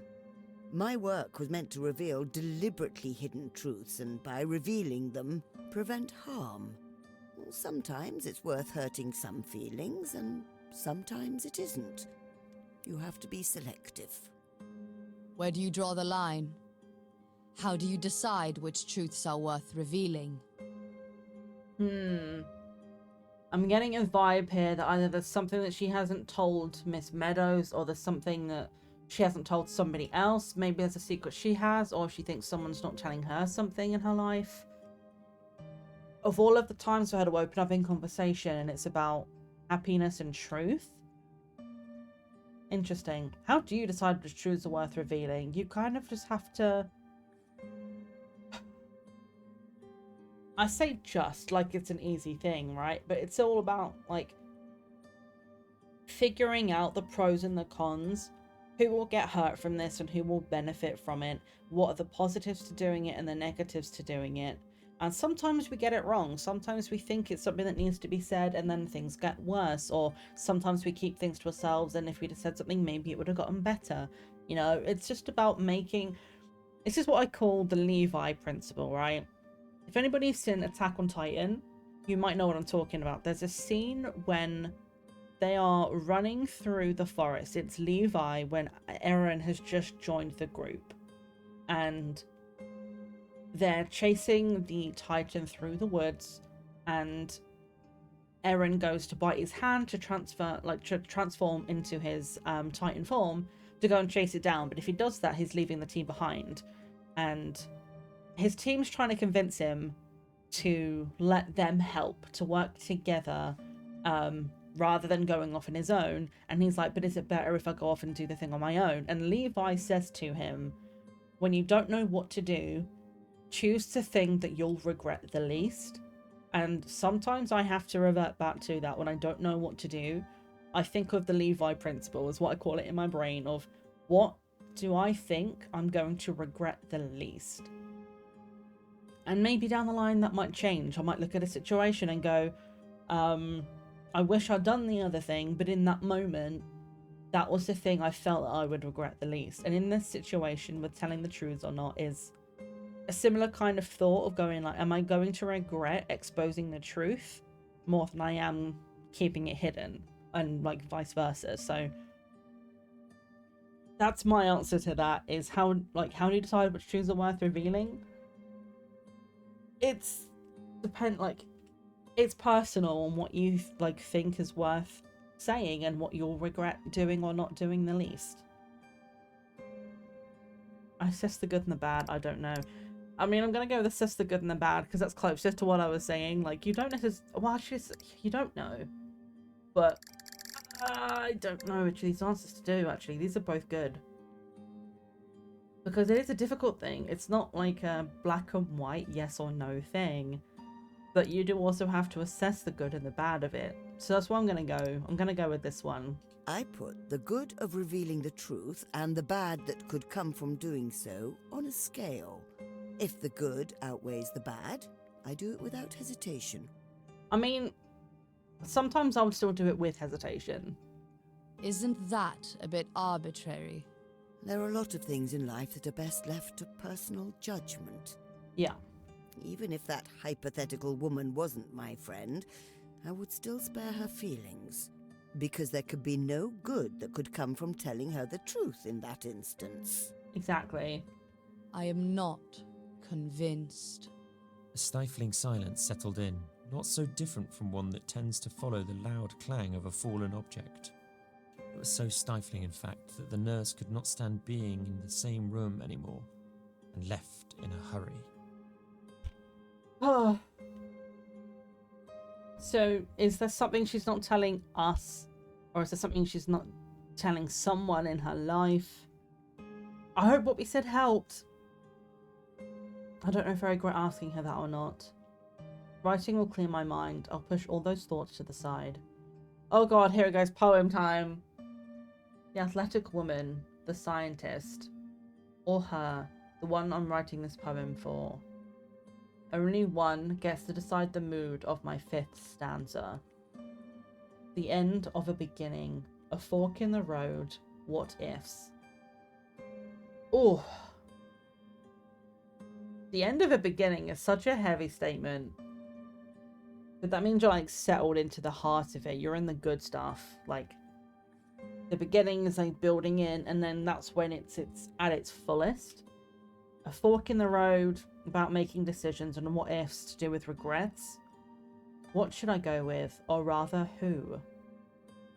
Conclusion, lucidity, or regret?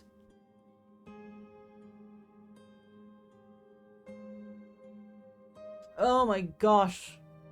This is tough.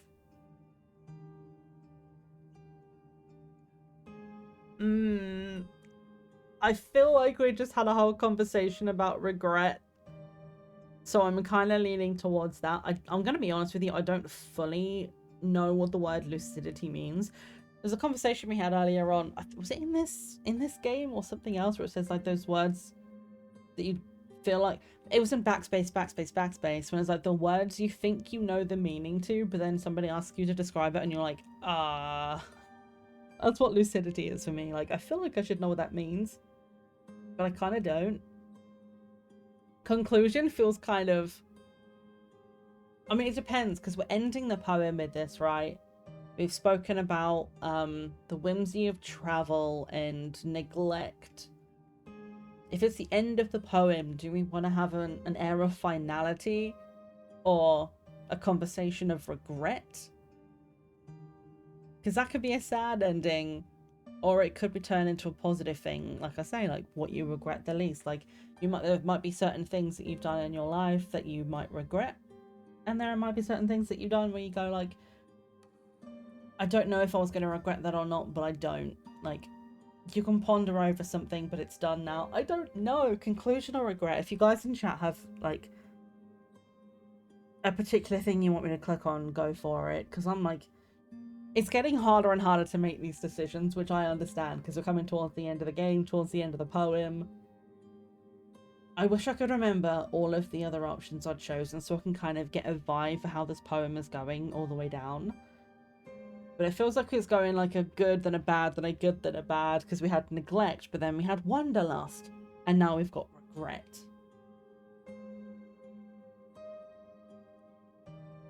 The only reason I'm not picking lucidity is because, like I say, I can't remember like properly what that means, so I don't really want to choose something that I don't understand.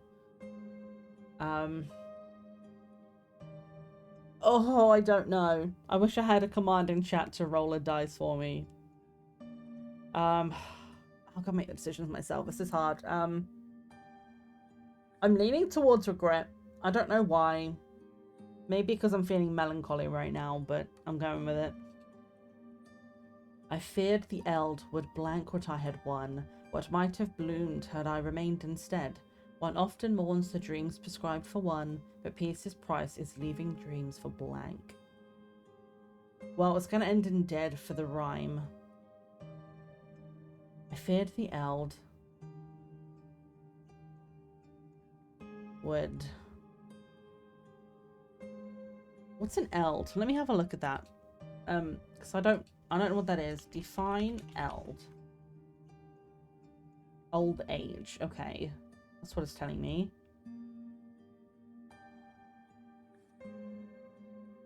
Yeah, old age, olden days, antiquity. That's what I'm finding. Okay. I feared the eld would stain what I had won.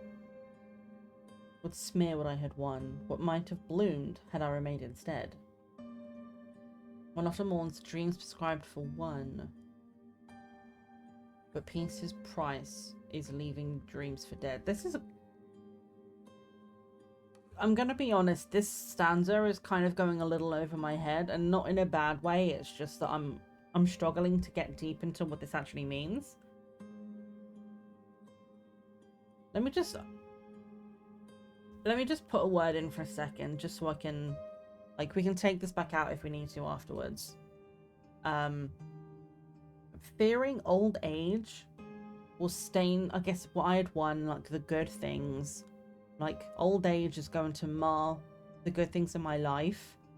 What might have happened if I hadn't have made this other choice? One often mourns the dreams prescribed for one. Is this like going back to the whole settling down conversation of like the regret of like the what ifs?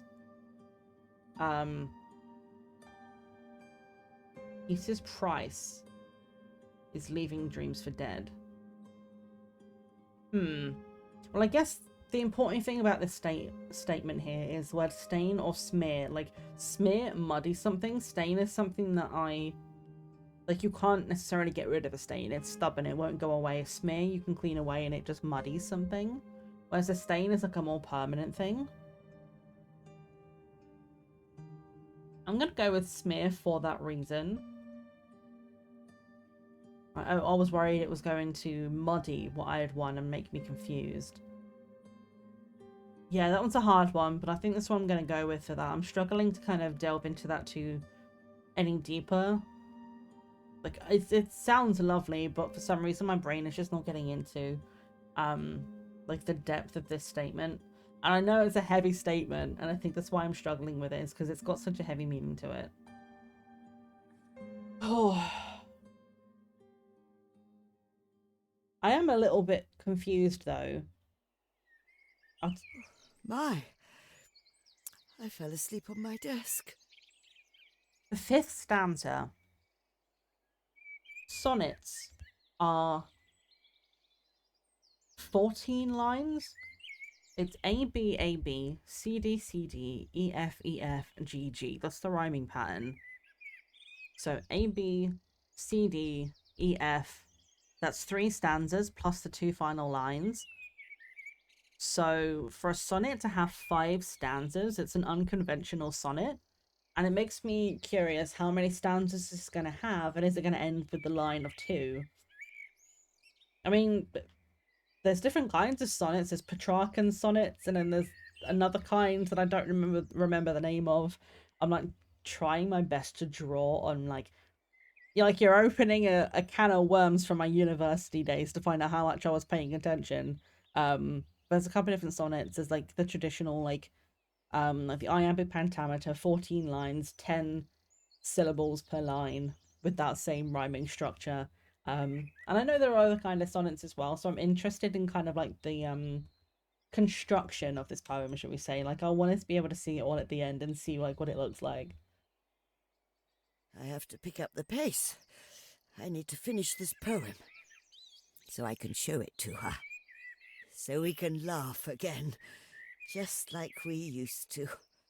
Oh, well, if we're going to be showing her this poem to laugh, maybe we shouldn't have gone with regret. Remember, Esme? I've just had a really horrible thought. Please tell me Esme's okay. I hope she is actually coming.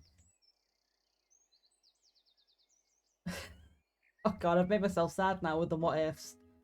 Miss Meadows stared out of the window of her tea shop intently, hopefully. Any day now.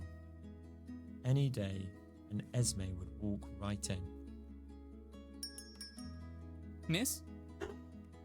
He's back! I'll be like him. She barely noticed the ethologist's soft and quiet entrance, but his greeting shook her out of her trance. Oh, hello again. Hi. Sorry, I seem to have startled you. Everything all right? I feel like we've conversed enough with him now. Like, I feel like we can open up to him. I'm gonna tell him what's bothering us. The truth is, Doctor, I'm eager for a certain someone to walk through that door. Not that you're not welcome, of course. I've just been waiting is all. Must be someone quite important to occupy your mind so much. She is. Her name is Esme. She's my oldest friend, and she's coming to town. I just had to crack my wrist and I heard the echo of my mic pick that up. I'm so sorry. My joints are really hurting today, so I'm like having to like crack everything. Like in my last break, I stood up and I twisted sideways and I felt my back pop like 7 times. I'm very clicky today. I'll try not to do it next to the mic next time. Work took her abroad for a long time, and we haven't had a proper sit-down in ages. I can't wait to meet her again. That is wholesome. I'm sure she is just as excited to burst right through that door and greet you. Miss Meadows' smile widened with plain joy at the mere thought. She saw a somber look in the doctor's eyes. Uh-oh. That look was utterly unfamiliar to her. She had never seen it in him, or anyone else. Anyway, what can I get you today, Doctor? Interesting. Maybe because he was talking before about like settling down, about not having anyone. I wonder, like, he's got his family who drinks tea every day, but like he doesn't seem to have anyone else. Maybe he doesn't even have that kind of a friend. And that was almost like that sorrow of grief for something he doesn't have or has never known. You know you don't have to call me that. Oh, I'm sorry. I'm pretty sure it's Adam. I don't remember his last name, but I'm certain about the Adam part. The scientist smiled. I'm in the mood for something light. Green tea, then? No, something a bit maltier, but not quite black tea. That's where the oolong must come into it. Oolong is a maltier blackish kind A of. tea that's between green and black tea, flavor-wise. I don't know if you have anything like that. We do. I'll see what I can do. Oh, and make it strong, please. The strongest you can make it. Also, by the way, talking about strong and stuff like that, we actually didn't get the achievement for the perfect cup of lavender tea. So although the preferred strength in the book was 5, and that's what we did it to, I wanted to see what would happen if we did it to the book specification. We did not get the achievement, so I think we should have brewed it lighter. So he wants it strong. So I reckon if it tells us to do like 3 or 4, we'll do 1 above what it tells us to. He wants it really strong. Yeah, oolong is not something I know a lot about. Honestly, I've only sort of started to know of its presence over the last year from being like getting so much through Friday tea. So I'll be curious to read. Oh, hang on. Oh, I was gonna say if I've gone too far, but no, I actually wanted to read up about it in the book to see what it says about it, because like I want to learn some bit about this. Preferred strength 3. Okay, we'll make it 4 strong then. We'll see. Oolong lit black dragon in Mandarin is named for its dark curly shape. It's created using the same process as black tea, but it's only oxidized partially. Different degrees of oxidization create different kinds of oolong, making it the most diverse type of camellia tea. A lot of tea enthusiasts enjoy how oolong combines the best flavor profile of both green and black tea, and how it has a natural faint sweetness to it. However, no 2 oolong varieties taste the same, so try them all. If that's not a good enough invitation to drink every kind of tea you can get your hands on, I don't know what is. I do want to make it strong though. We're going to do 4, and if that's not right, then we can try a different one later. How was your day? Did you sleep well? How was your day? What have you been up to? Like, I thought he would be gone by now. That's alright. I think I saw a fox on my way here. Oh. I miss traveling freely. I miss my friend. Oh, good options, both of them. Because we were talking about our friend. I kind of feel like if we say that, we might make him sad. So let's talk about traveling freely. I don't know, I have a weird feeling, like the way he got sad when we were talking about a friend, like about having someone that was that close, that we like waited patiently for them. He seemed to get sad about that, so I don't want to say that one. I'm going to say traveling. What's stopping you? It can't be your health, can it? You know, I never felt lonely in my travels. I regret never going to Australia. You still can. I'm going to say I never felt lonely in my travels because, again, we're going with the thing here of he was talking about settling down, and does he regret doing all of these travel things and not having somebody? Like, this might make him feel better. Like, I traveled a lot and I didn't feel lonely. I just enjoyed the journey. Me neither. How can I with the world itself by my side? Alright, there's the 3. We're going to do 1 more. I was always fascinated by cultural differences. You sure you don't need a jacket? It's chilly outside. No, we're going to talk about cultural differences. People around the world differ vastly, yet have much in common. I'm going to try 4. If that doesn't work, I need to do 3 playthroughs of this anyway to get all of the author's notes. So I'm going to try 1 stronger than the book, and let's see if this is right. Oh. Oolong. I can't believe I didn't think of it myself. The scientist was grinning at the flavorful cup in his hand. I'll let it steep a bit longer. Ah, you wanted it all the way strong. Be my guest. That's telling though, because that means if we, like, as and when we do this again the next time, if we get back to this bit, we need to remember, do it 5. I thought about our last conversation, you know. If what I'm doing with my life is what I really want. Yeah, and what did you think? I've made a big decision, but before I tell you about it, let me share with you something that happened to me in my first field study 12 years ago. The music changed and I have a feeling things are about to get emotional. The place was cold and unforgiving. The people, equally so. I felt out of place, and every question I asked had a coin flip's chance of being met with ridicule or hostility. I never felt so out of place in my whole life. Where was this? I'm sorry to hear that. Or how did you respond? How did you respond? Did you do anything about it? I didn't. I was unfamiliar with the concept of being mistreated for being an outsider. Everywhere else, I was met with the baseline respect we owe our fellow people, if not outright friendliness. Not there. The local scout and my personal guide were used to outsiders, so they treated me fine. But everyone else, not so much. But how I responded at the time does not matter. Life is not a theatre, and there is no audience waiting for me to give a quippy comeback. What mattered is that I found that scientific journey, on the whole, so cathartic and rewarding. I'm glad he took that positive out of that. He could have focused on the being treated as an outsider perspective and that like feeling of being like pushed out. But he went, even though they're different people, my reaction doesn't matter. I went there for study and he found that rewarding. I'm so glad. By the time I flew back home, I had completely forgotten about the bad. I only took the good home. Or so I thought. That sort of thing stays with you, but you learn to look on the bright side. I was accosted by a snow leopard and the locals were unfriendly, but it didn't make a difference back then. I felt like a winner. And reflecting on that, if I'm willing to go through that again just to do what I love, then nothing can stop me. Not a shred of doubt remained in my heart. Until I saw these first white hairs on my head.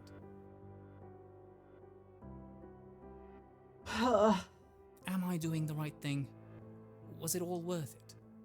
They made me think. This is why I am glad I met Eunice, at this exact crossroads in life. I think I love what I do too much to look back now. But it is so tempting to grow roots, make lifelong friends I can meet every week. Miss Meadows knew exactly what he was about to say. She felt it too in her youth. The call. The world is just too inviting, and life is far too short. I can't help but feel like I'm giving up something to sustain this lifestyle, this career. It's worth it, isn't it? Oh yes, best deal I've ever made. I suppose we're both nomads at heart. I don't think I would have hesitated if I were like you. However, you helped me decide. I did? Did we? Well, after hearing your stories, I decided to look you up. You have had a remarkable career, Miss. Enviable, even. Looking at you now, I don't think you quite understand the impact you've made. Those stolen funds you revealed were in the clutches of a hoarding political dragon. They did not go to waste. They made so many initiatives possible. Agricultural, urban, athletic, scientific. There was a quiver on the ethologist's lips. Whether this was fated or entirely coincidental is not my place to say. But I am so glad I get to thank you for it. Why do I feel like I want to cry right now? This is like... It's adorable, and it's... Because we were talking about this before, about her being sad, we were talking about regret, of like... Is she happy? And we, like I was saying earlier on, how like... I think she is happy, albeit a little lonely at times now, because she's not doing those things and she can't do those things, and now she's got her tea shop, and it's great when she can speak to people, but when she can't travel and do the things she loved, is she happy? But I think she is in general, and now it's him saying like he is about to go on the same journey as she is, and he's like, I could go and continue my research, which is what I love, but am I gonna regret doing that over making another decision? Am I gonna be lonely? Oh,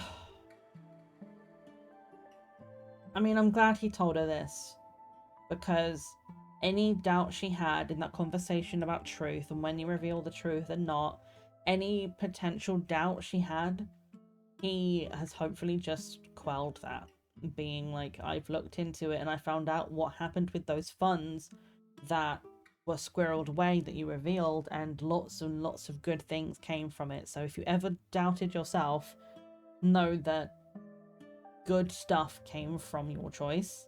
Thank you, miss. You had to fight your own battle to get your piece of it. There wouldn't be any peace to begin with, were it not for you. I get to pursue my dream because you pursued yours. I don't imagine that would have been possible had you settled down here instead. Miss Meadows shook her head. How can I not be inspired by that?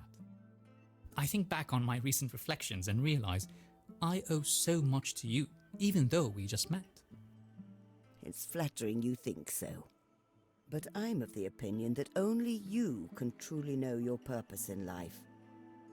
True, but sometimes speaking to other people can give you a different perspective to allow you to make those decisions. If he was stuck and having this conversation helped him realize where he actually wanted to go, then don't downplay that. Just like only I could know mine. We have ads in about So 4 rest assured, minutes. you owe me nothing. We can definitely finish this conversation before the next ads come in. The future is yours. No matter what you decide to do it right. Sorry, I rambled for a while there. I'm always taken aback by how easy you are to talk to.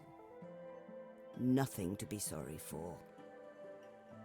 Oh, so they're just so sweet, man. You know, there is one thing I will regret once I'm back on the road. That he can't come back to this tea shop and see us? Not being able to see you again as There it frequently as is. I would like. It's going to be hard to move on, knowing I can't be a regular here. You can come back anytime. I don't know how much time Miss Meadows has, but we won't think about that. Like, you can come back here, even if we're not here, this tea shop will probably remain, right? Hopefully. You don't know that for certain. I'll miss you too. Esme's coming to visit. I'm just going to say I'll miss you too. Because you don't know that for certain. Saying he can't be a regular, that makes it sound like you can't be certain that you won't be a regular. But the thing is, if his life, that journey that he's decided to make is going to take him away from here, then that kind of is for certain, because then that's almost questioning the conversation we just had, where he's like, I know what I want to do, and I want to travel, and I want to be in other places, which means he can't be a regular here, because that would mean he'd settle down here, and he was coming here like every other week or something. If he's out like researching monkeys in fucking a place that I can't name because it's in the middle of buttfuck nowhere, and he's loving life and having his like best time, he can't be a regular because he's out there living his life. So I'm not going to take the conversation away to Esme, and I'm not going to make him doubt his decision. I will miss you too. I'm going to miss him. He's so sweet. I will miss you too, and our fruitful conversations.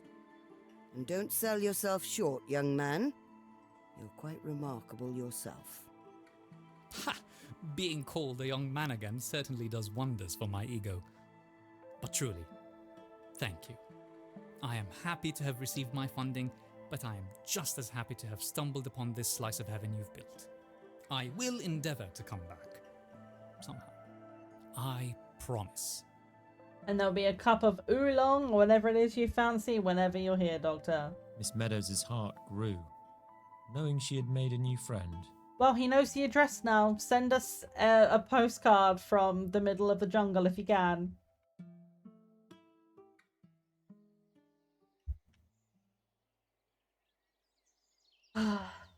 Emotions.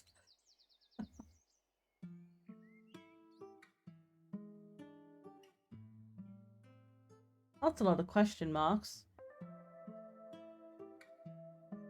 Oh, two of the pictures are flashing. The two of the pictures with Esme in them.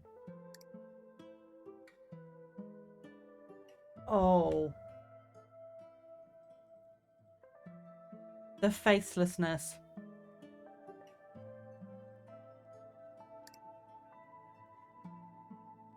Oh.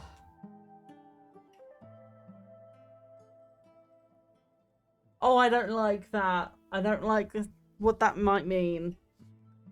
Oh, well, we have ads in 30 seconds. So I'm going to ponder that emotion on the ad break. Say goodbye to my face for a second while I go and hide my sadness. That's the wrong page. Hang on. I clicked on the wrong one. Sorry, that's the one we want. We're gonna do some clips. I'm gonna go grab some water, do a stretch, and do some things. I'll see you back here in a few minutes to deal with the emotional damage. Let's have a quick look at this fish before we go.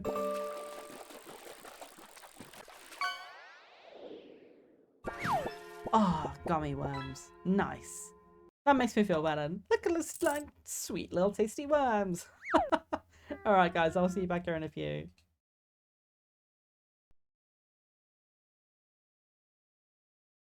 Is that a rubber chicken?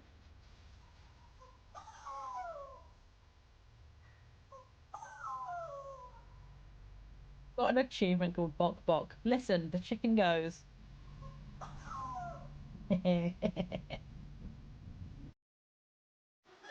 What? What? Why is the music sound like that? What the fuck? What the fucking hell is that?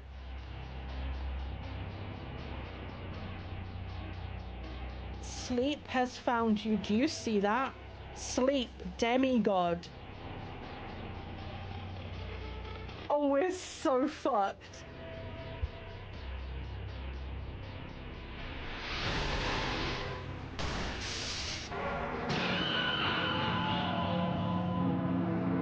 It did 201 damage to us in one hit.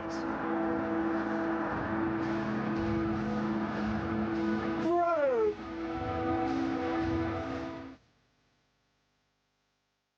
Oh, hello. I ran straight past you. Mm-hmm. Yep, that was intelligible language. No, occasionally we can find stuff in these holes. Oh! That's the first time I've ever found the doorknob in a tree hole, which is not a sentence I thought I would say today, but here we are. Me? I don't want your help. That was like scarily accurate to the sound of that kid, and I'm actually afraid of myself at this point. This is a really hard landing as well. Look how thin that is. I'm amazing. I'm just simply better. Okay. Poodles, the supreme rulers of Earth. Oh my god, look at these dapper poodles. Oh, they're so cute. Besties. The supreme rulers of the world, indeed. Oh, thank God it told me, because 5772. Access granted. Access granted. In front of you lies death. Doctor. I mean, I didn't actually mean it, but I guess death it was there for that guy at least. I have to say, the one thing this game is doing exceptionally well is tension. Like, the sound of that shutter opening and closing was making me so tense, and now that it's stopped, I don't know if I feel better or worse.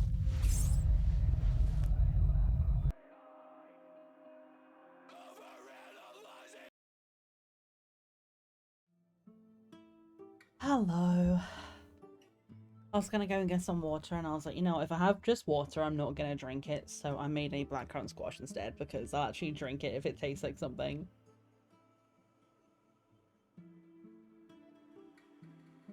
Ugh. I'm getting the air of finality about this bit of the game. I think we're coming towards the end now. And like, just before we get there, because I know there's going to be more emotions, there's one thing I'm like... The one thing I can say at this point in the game with absolute certainty, without even having finished it yet, is that you guys have done an absolute phenomenal job of talking sensitively about big life questions and emotions. And I've had like more big conversations about things in life in this stream and the last than I've had in a long time. And it's great. I love it. Like, it's heavy and it's big topics, but it's stuff that we don't necessarily talk about on the daily basis. And the fact that we've had a chance to talk about it and like just view it in the realm of having a cup of tea and being social, like something about, like we were talking about this earlier on, right, about how like having a cup of tea is more than just a drink. It's a social gathering. It's an opening of vulnerability, if that's the right word to use here, or it's like, I don't know, just I don't even know how to explain the concept, but it like opens you up to being able to have this kind of conversations and be like, look, just come sit down and have a cup of tea with me. It's why my whole theme for this stream is the tea party, right? Because I mean, my name is Mad Milliner, mad being like mad, and then a milliner is a hat maker, and that was a joke of the Mad Hatter and the Mad Hatter's tea party. And it started off like years ago when I made this persona. Like, we're talking like when Danger Days, the My Chem album Danger Days came out, is when the name Mad Milliner came around. And since then it's very much been that same thing of like the tea party theme, but it's not just about the Alice in Wonderland reference, because to be honest, I don't even really know that much about Alice in Wonderland. I just like the concept of the tea party and talking about it being such a social gathering and a welcoming place to sit down at the table and have a hot cup of drink ready for you to sit down and just talk about life together. And it's what I want this space to be online, and this game is the absolute depiction of what's going on in here that I don't know how to explain out loud. I don't know, I get this game. I do. I'm like on the same wavelength. It's exactly what's going on up here some days. Oh, okay. So the pictures, the faces are disappearing, and we seem confused. So prepare for feelings, I guess. The nurse's arrival this night was quiet as a fox. You couldn't even hear her breathing. She was always distant, but Miss Meadows noticed she was avoiding her eyes more than usual. What isn't she telling us? Listen, Alright, I'm gonna go with Liliana again. That's what I thought the name was before. We're gonna go with it again. Liliana? It's Liliane. Oh, it's close enough. Like, it sucks it wasn't right, but I knew it was something like that. About last time, I just feel like I owe you an apology. It was too personal of a question to ask someone. I know what you are trying to do, miss. Me? Try and be social?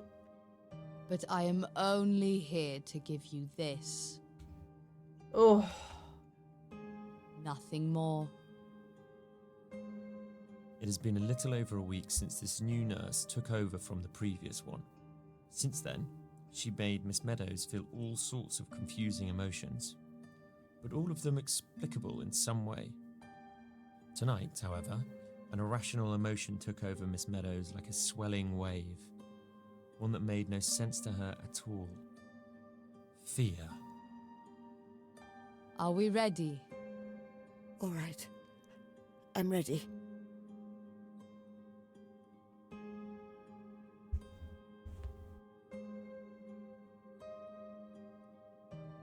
No overdose for you tonight, ma'am. I'm sorry I did it last time.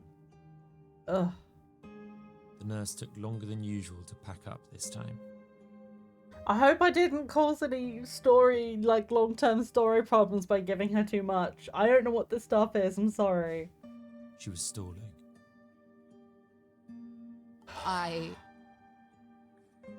am being replaced. Huh? I will not be your nurse anymore. You will not see me again. Goodbye. To Miss Meadows' surprise, Lillian ran out the door. Oh. She left in a hurry. The dim light illuminated her glistening cheeks, wet with tears long held back.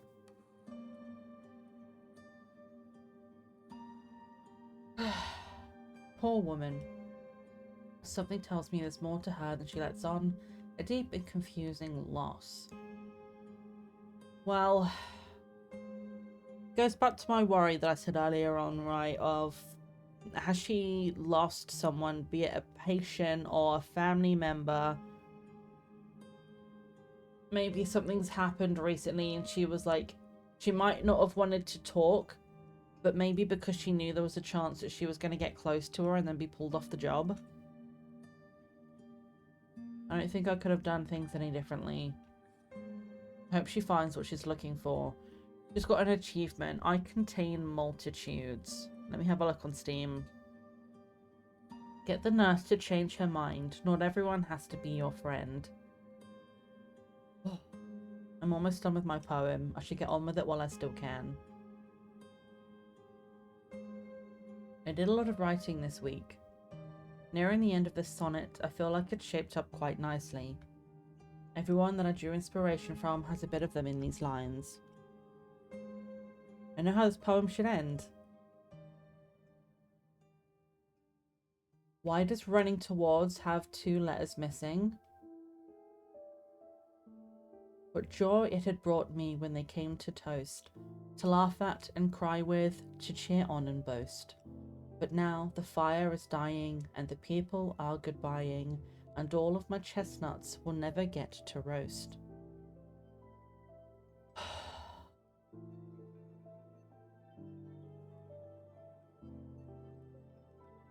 So it was nice when people came. They were laughing and crying and cheering with each other, but now it's coming towards the end.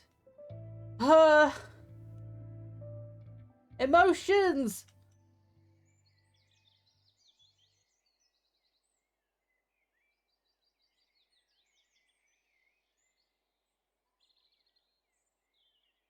Miss Meadows came down the stairs with some difficulty.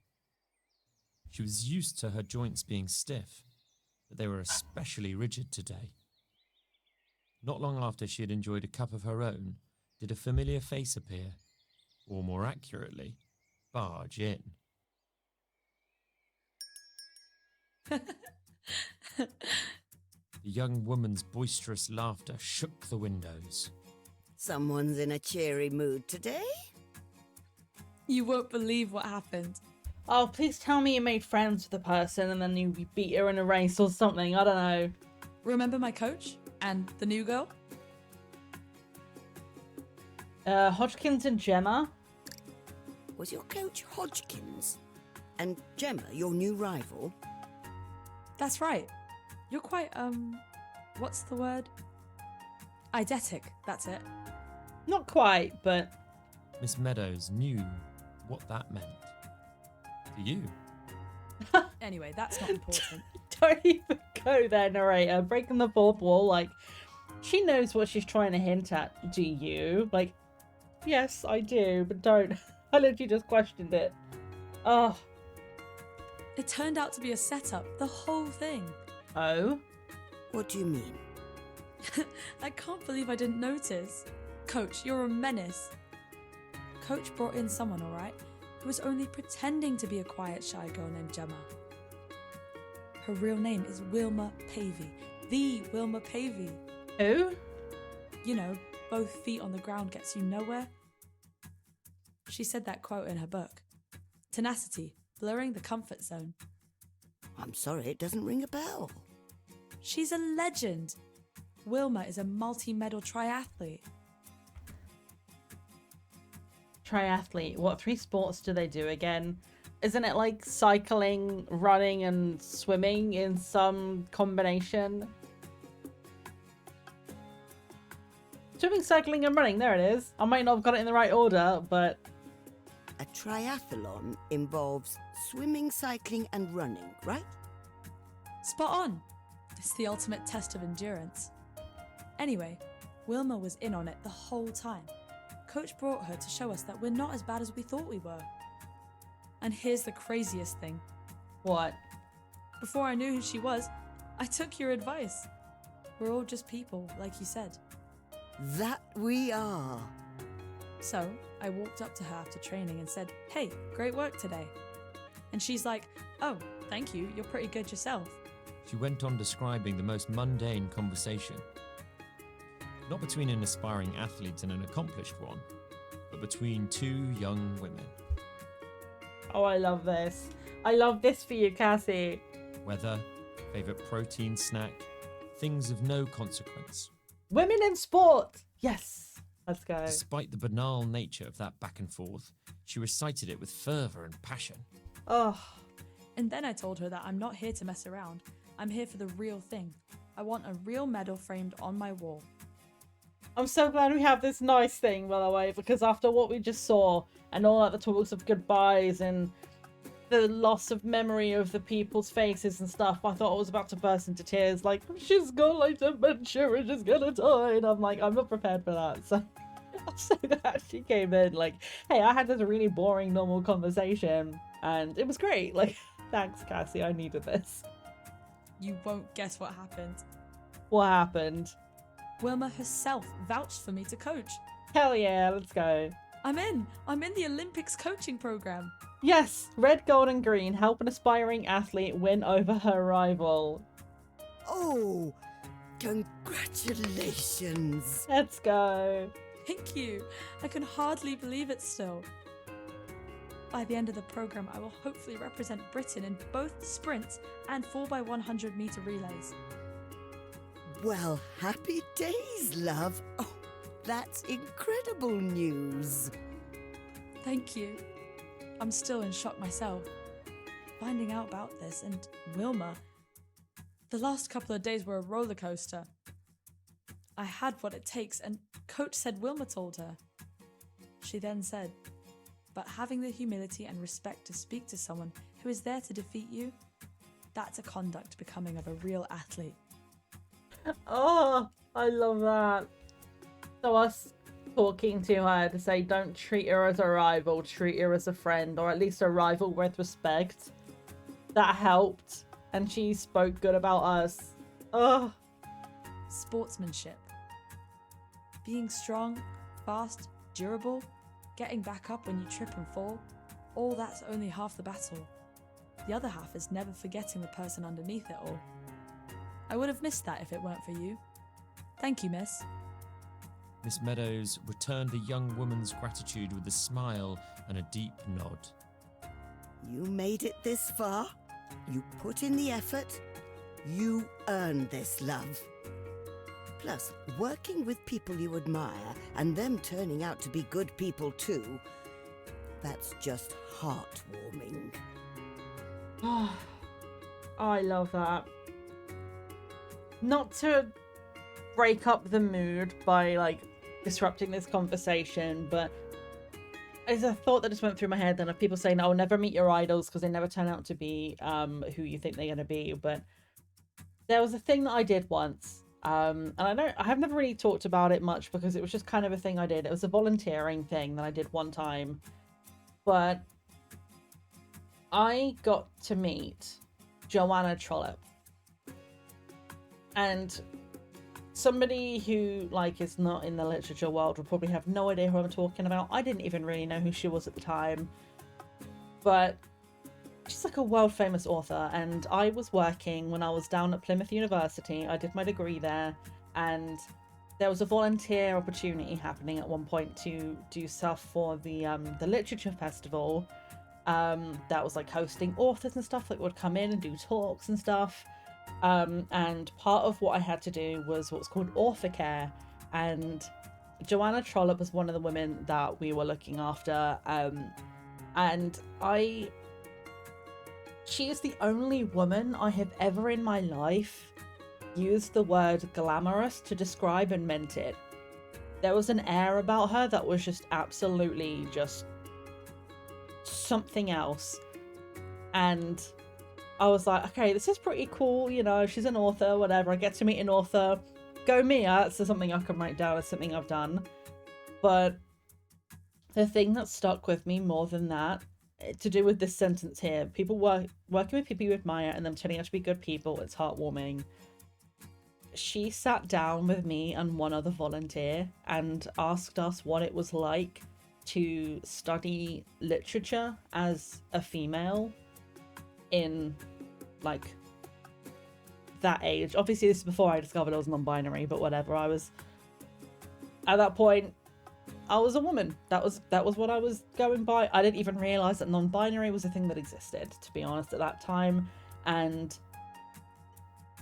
it was interesting because we actually had quite a decent 50-50 split of like girls to boys in our university class, and we were telling her about it, and she was like, I'm really pleased to hear that, because, you know, all of this stuff, like, the content was irrelevant, but she sat down with us, and instead of going, I have a talk to get to, I'm going to ask about what room I need to be in, where I need to go, she sat and she asked us our opinion on literature and what it was like to study at that point and the gender gap, and we had a really, really lovely conversation, and I've never forgotten that. Like, it's this thing here of being like, I may never have known really who she was beforehand. I was like, I kind of know the name, but that's it. And then I came to realize how massive an author she was. And I'd sat down and had a one-on-one or two-on-one conversation with her about something really deep and meaningful. And she walked away with a massive smile on her face and went, you've made my day today. Thank you for this chat. And she went away and we got to sit in on the chat that she was having. And it was so good. It was lovely. And that's going to stick with me for so long. And that's just what this reminded me of. It made me think of this. Just, oh, good feelings. I needed this good vibe. I needed this. Oh, you should have seen the look on my face when Wilma told me who she was. While laughing at herself, Cassie slapped her own knee and immediately Careful. winced in pain. Ow! Bloody hell! Ow. Are you all right? Yeah, I scraped my knee this morning and completely forgot about it until just now. Well, there's one cup of tea we haven't brewed yet, and that is the rose tea. Don't worry, I already cleaned and bandaged it. It's probably for the pain. Rose hips. Used a lot in like anti-inflammatory and pain teas and stuff, pain relief. Still smarts though. Youch. Do you want something for the pain? I took some painkillers. Wait, you don't mean tea, do you? This one is herbal, floral even, and is really good for easing physical pain. Alright, if you think so. Whatever it is, just make it a little less strong. Medium. Okay, less strong, medium. Okay, rose. The last one left on the shelf. Let's read it in the book first. Alright, yes, she wants it medium and it said to brew it to 5. So let's do it 3 and see if that works. So it says many associate roses with bouquets and decorative centerpieces, but not only are roses edible, they can also be enjoyed as a herbal tea. This captivating flower has adorned our beautiful planet for well over 30 million years and has numerous mentions in recorded history, orders of knighthood, and various religions. If you have smelled a rose before, that is exactly what the tea tastes like. Rose tea is used as a home remedy for soothing pain, and researchers were able to reproduce this analgesic effect using rose extracts. I don't know how to say that word, I'm so sorry. I've had rose, like actual rose petals. I might have 1 or 2 teas from Friday Tea with rose in it, but the last time I remember specifically having rose petals in something, there was I think it was some kind of pink lemonade from Wagamama's. And I've only ever been there once, and my friend was like, try it, it's really good. They have like rose petals in it and around the top, and they have it like on the top of the glass and floating in it a little bit, I think. And it's supposed to be like an all sensory experience, so you smell it as you take a sip, so you get the smell of the rose and then the taste of it with the pink lemonade. Oh, it was good. It was so good. Didn't know that rose itself was used for soothing pain, but I knew about rose hips. But that's cool. It's good information. She wants medium though, so let's only brew it to 3.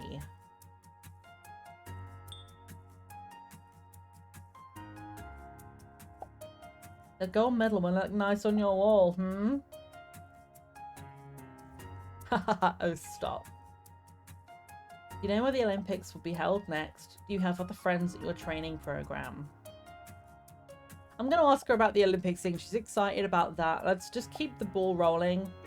Maybe we'll see her on TV next Olympics. You never know. Italy, I think. I always wanted to go. Well, that's good. You can go and travel and you can go and do that. Is anyone else in your family athletic too? Or you should bring your team over. Bring the whole team over. Sure, we got rose and ginger tea for all of you. Will you make them ginger too? Absolutely, I will. Right, medium. We're on 3. I'm going to see if this works. Yes, Your true tea's connoisseur. ready. Serve every kind of tea once. Try everything. Whoops, I thought that was the other achievement. It wasn't. Is this rose? I can only ever imagine rose as something decorative. You can drink them? Sure you can. For hundreds of years, people found its floral taste delightful, like a perfume for the soul. Easing pain is a nice little extra. But rose is a hot Yes, drink. there it is. Okay, I was waiting for the achievement to see if I got it right. Order of the Rose, brew an ideal pot of rose tea. Yes, we did it right. How did they figure this out? I mean, same way anyone does, right? It's kind of like, you got to try something once. Like, I made pesto out of the greens of carrots the other day. I didn't know that was possible, and then I decided to do it because a website told me you could, and it was really, really tasty. So you figure it out by trying. Well, it's not just tea, you know. Rose water is a common baking ingredient as well. Many desserts around the world have a nice rosy taste for this very reason. But it is also quite strong, and I think it gets quite soapy. So if you ever cook with it, use like the tiniest bit. I should tell my mum about this. Did I ever tell you why I run this? Why I do this for a career? No. Pretty sure. I don't think she did. No, she mentioned she had a brother and she wants to run and travel, but not for... I don't think she explained, other than traveling. I don't think you did. Why do you run? When I was still in primary school, I used to love watching my cartoons on the telly. But this one cartoon I really liked, about baby dinosaurs. It was on national TV just as school finished, and school was a 15-minute walk from home. If I walked home, I missed most of it. So I sprinted, full speed, lungs heaving, little feet stomping on the ground. Please, that's so sweet. I went from missing half of the show to catching it right when the intro song ended. Oh my goodness. I don't think I've ever liked a show that much. No kidding. I was really rooting for those reptiles. My PE teacher saw me blitzing home one evening and told me I had potential. She thought it was really funny, seeing this girl leave a trail of dust in her wake right out the gate like that. So, one thing led to another. I was introduced to Leaper, and here I am. I get to do what I love, for a living, and get to train with my heroes, and compete against the finest. See the world. I have to say, of all of the character designs, this of her putting her hand to her face and like the absolute just pure joy with the blush, it's one of my favorite images so far in this game with all the characters. She's so cute, and the way she's just sort of like that undiluted just joy.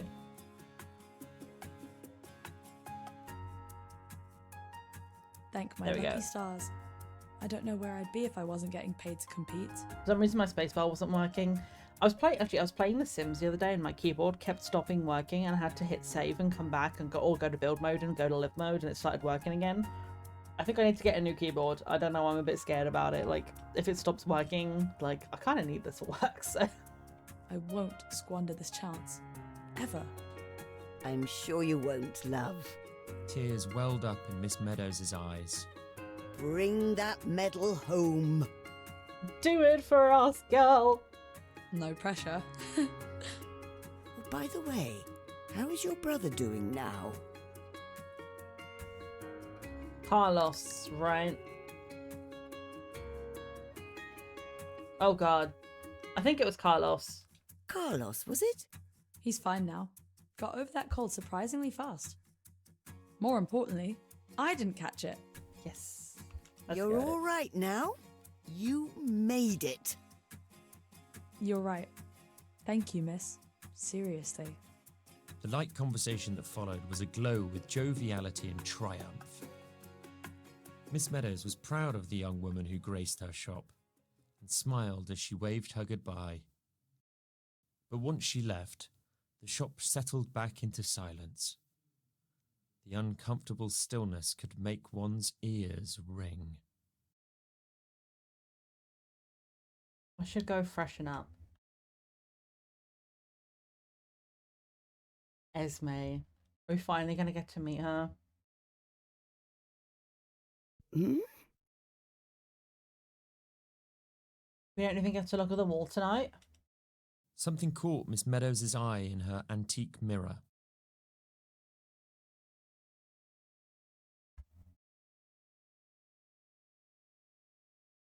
It is partially behind my camera, but I'm hoping it's going to be okay when I click this. In her entire life, nothing startled her worse than what she saw. Miss Meadows looked into the mirror and saw a stranger looking back.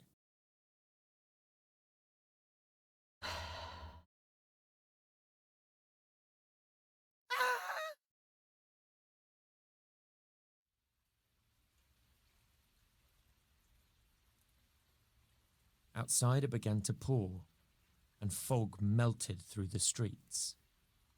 Meadows looked longingly through the window of her shop.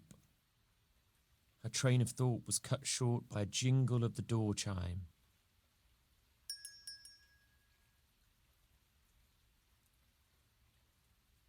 And in walked a child, no older than 12. Excuse me, miss. I lost my mummy. Have you seen her? Meadows could not believe her eyes. The young girl was the spitting image of her friend Esme when she was a child. They could have been twins, she thought. What's your name, young miss? Grace. My name is Grace. Well, Grace, I'm sure your mother's looking for you right now. How about you wait for her here?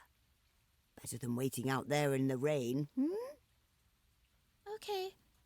Grace took a seat. Something she could not describe about this place reassured her. She felt safe here. I'm not sure that I feel safe emotionally right now. I'm not sure what's coming, but I'm like, I don't know, I feel like I'm on the edge of something, like something's gonna happen one way or another. Oh, I mean, her not recognizing herself in the mirror was awful. I feel so bad. Would you like some tea? I don't have any money. Don't worry about it. It's a treat from me. What would you like? I don't know. What is good? I know what you would like. Give me just a moment.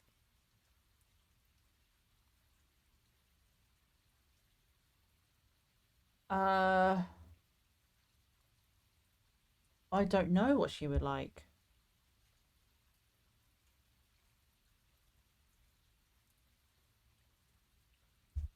Let me have a flick through the book.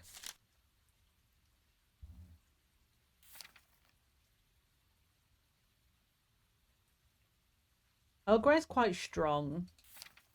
I was thinking maybe chamomile because she's worried about like not knowing where her mum is, and we can brew it like gently, like if we need to, like we can just, I don't know, maybe.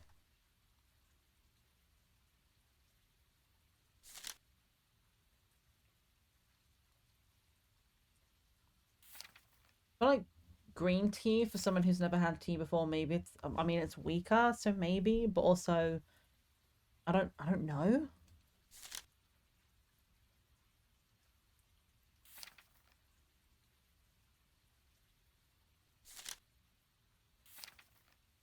I don't know.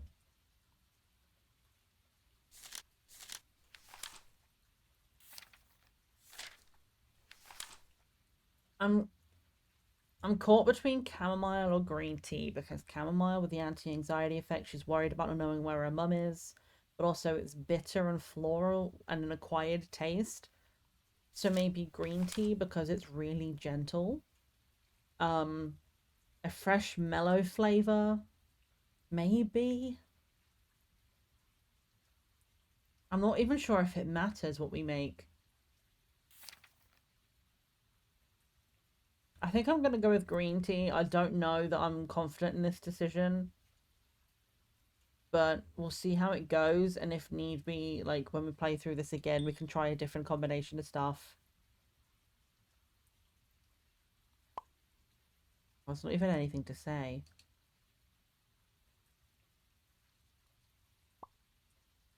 What does Mum look like? Or are you new to Midsmith? Let's ask what Mum looks like. Maybe we've seen her. She's tall and wears a flowery dress.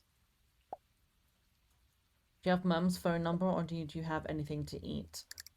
Well, I would like to ask those questions, but I also don't want to overbrew the tea, so I'm going to serve it gently and I'm going to see what happens. Here you go. I don't know if she's going to like it. I don't...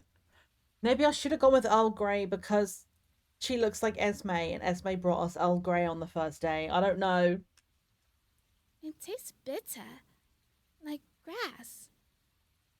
Can you guess what it is? Green tea. That's right.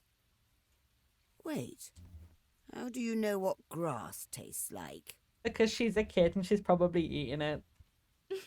Not telling. The two giggled over the steaming cups. I mean, it didn't seem like it was a bad choice. I'm curious if there is a bad choice or if you just kind of pick anything and there's conversation about them all. We'll definitely have to pick something different next time. Shortly after their brief exchange, Grace's mother found her daughter at the tea shop. The woman apologized for the inconvenience, and the two left unceremoniously. Bye. Bye, Grace. It's so quiet. You all right? There's like no music, and there's been no music this whole time. I think the lack of music is what's concerning me. You know, it's like... I don't remember what the term is for it, but there's like...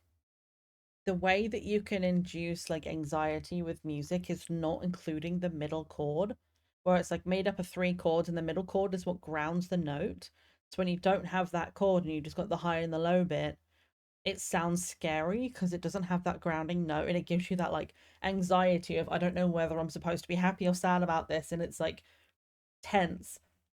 It's kind of that same thing, only the entire soundtrack is that middle note and the soundtrack's gone and it's so quiet and I don't know why, but it's freaking me out, man. Hi, Ollie. Hi, Ollie. What's new with you? Well, I mean, I didn't recognise myself in the mirror. Esme's still not here, and oh yeah, a kid just walked in and her mum just took her away real fast, so just a normal day, I guess. I finished the poem last night. Oh, I was hoping Esme would come today. Listen, Matilda. I know, Ollie. Do you? Do we know what? Yes. Esme Don't is dead. Don't even go there. Esme! In grave lucidity, everything came flooding back. The hospital visits, the bouquets, the funeral. Oh, that's why. And a promise to write one more poem.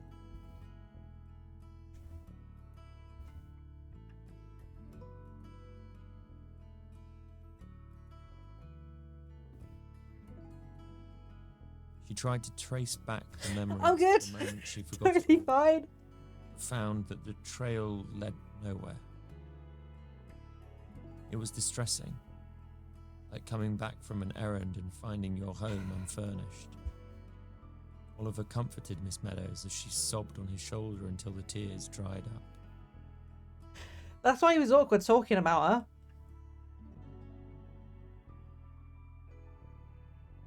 her. I remember getting the news on the phone years ago. Oh, Matilda. Oh, I'm soggy. Oh, it was silly of me to think she'd come back. Some days I actually believed it. I have to say, Hearing you talk about her like she was still alive, it concerned me. Which is why he was acting weird. Are you sure you're all right?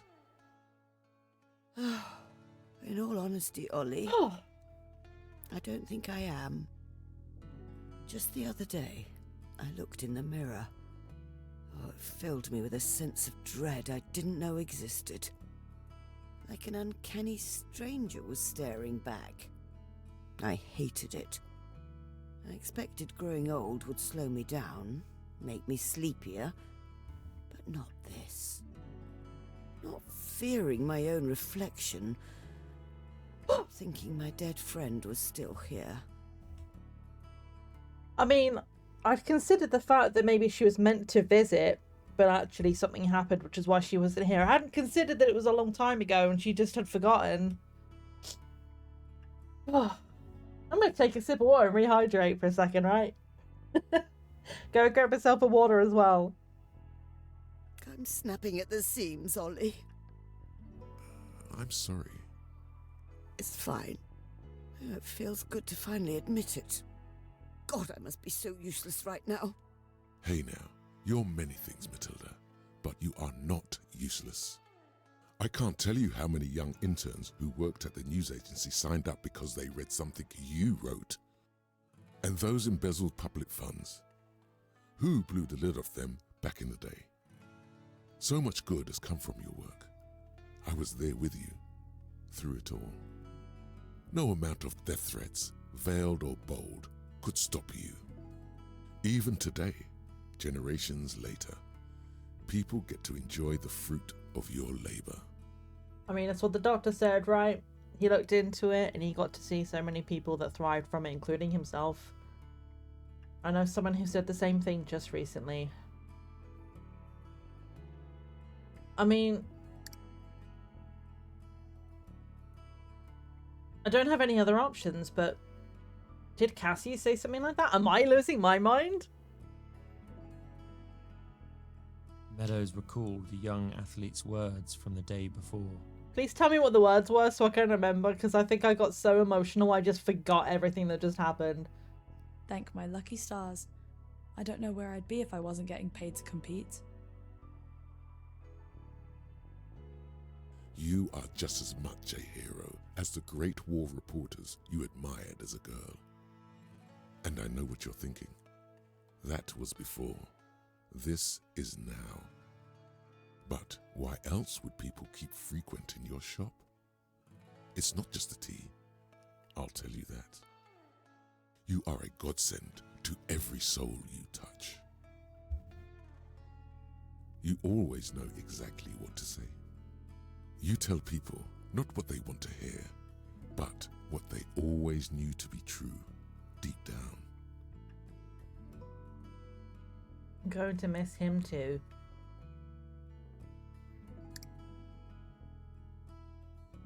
The jolly scientist's words rang in Miss Meadows' mind, clear as a sunny sky. It's going to be hard to move on, knowing I can't be a regular here.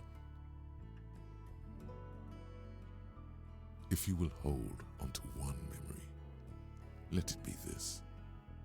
Your legacy will survive. Oh, what good is a legacy, Ollie? I'm still here, aren't I? I'm still waiting to read that poem you just finished. And God help me, it won't be your last one. Thank you. You're a wonderful friend. You know, when I remembered what happened to Esme, all the pain came back. I cried as if I'd just found out about it for the first time. It's like I lost her all over again. Oh, hello, grief. I know her. In some strange way, that felt like a blessing. I got to grieve for her a second time. A woman like her deserves to be grieved twice. You know what?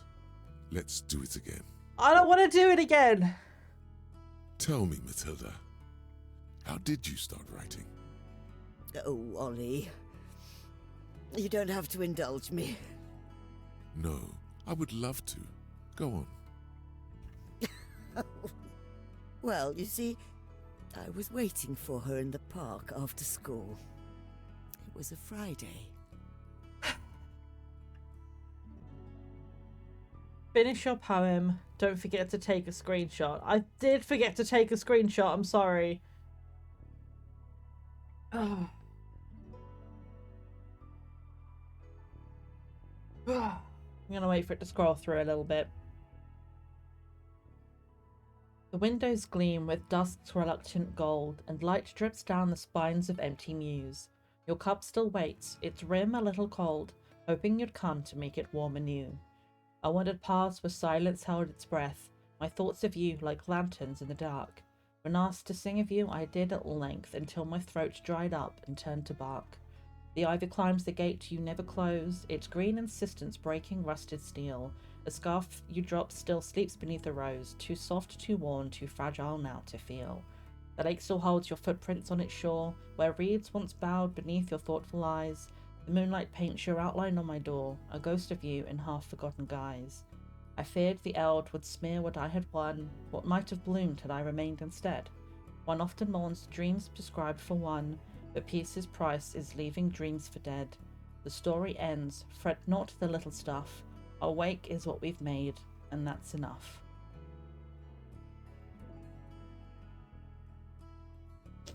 Ugh. Witness ending 1. Well, good to know there's multiple endings to this.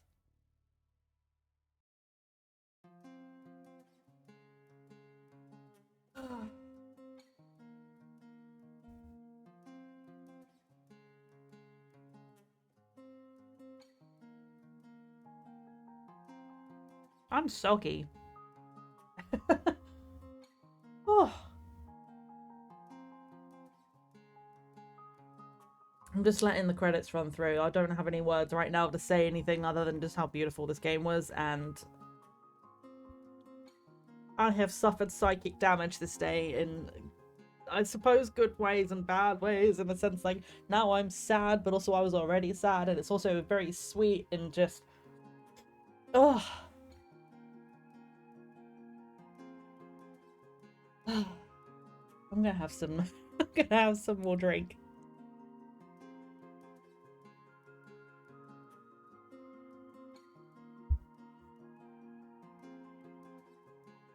Oh, it's just beautiful. And yes, I cried. Yes, I cried. It's on camera. Like, I'm not even gonna deny it. I mean, it's always gonna be sad when you start talking about death, right?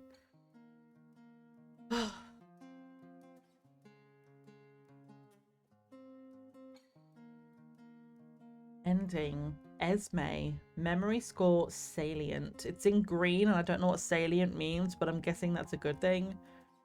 Perfect tea servings, 5 out of 8. Cassie was encouraged to be sociable. Adam was encouraged to be assertive. Final poem mood, tough. Interesting. So there's a few different kinds of endings. You can get a bad memory score, I'm assuming. 5 out of 8 perfect tea servings. Well, I know we messed up the chamomile the first time for Adam, and we brewed the lavender too strong for Cassie. So I wonder if the perfect tea serving, the 8th perfect tea serving, was for the girl that comes in, Grace, because I kind of guessed that.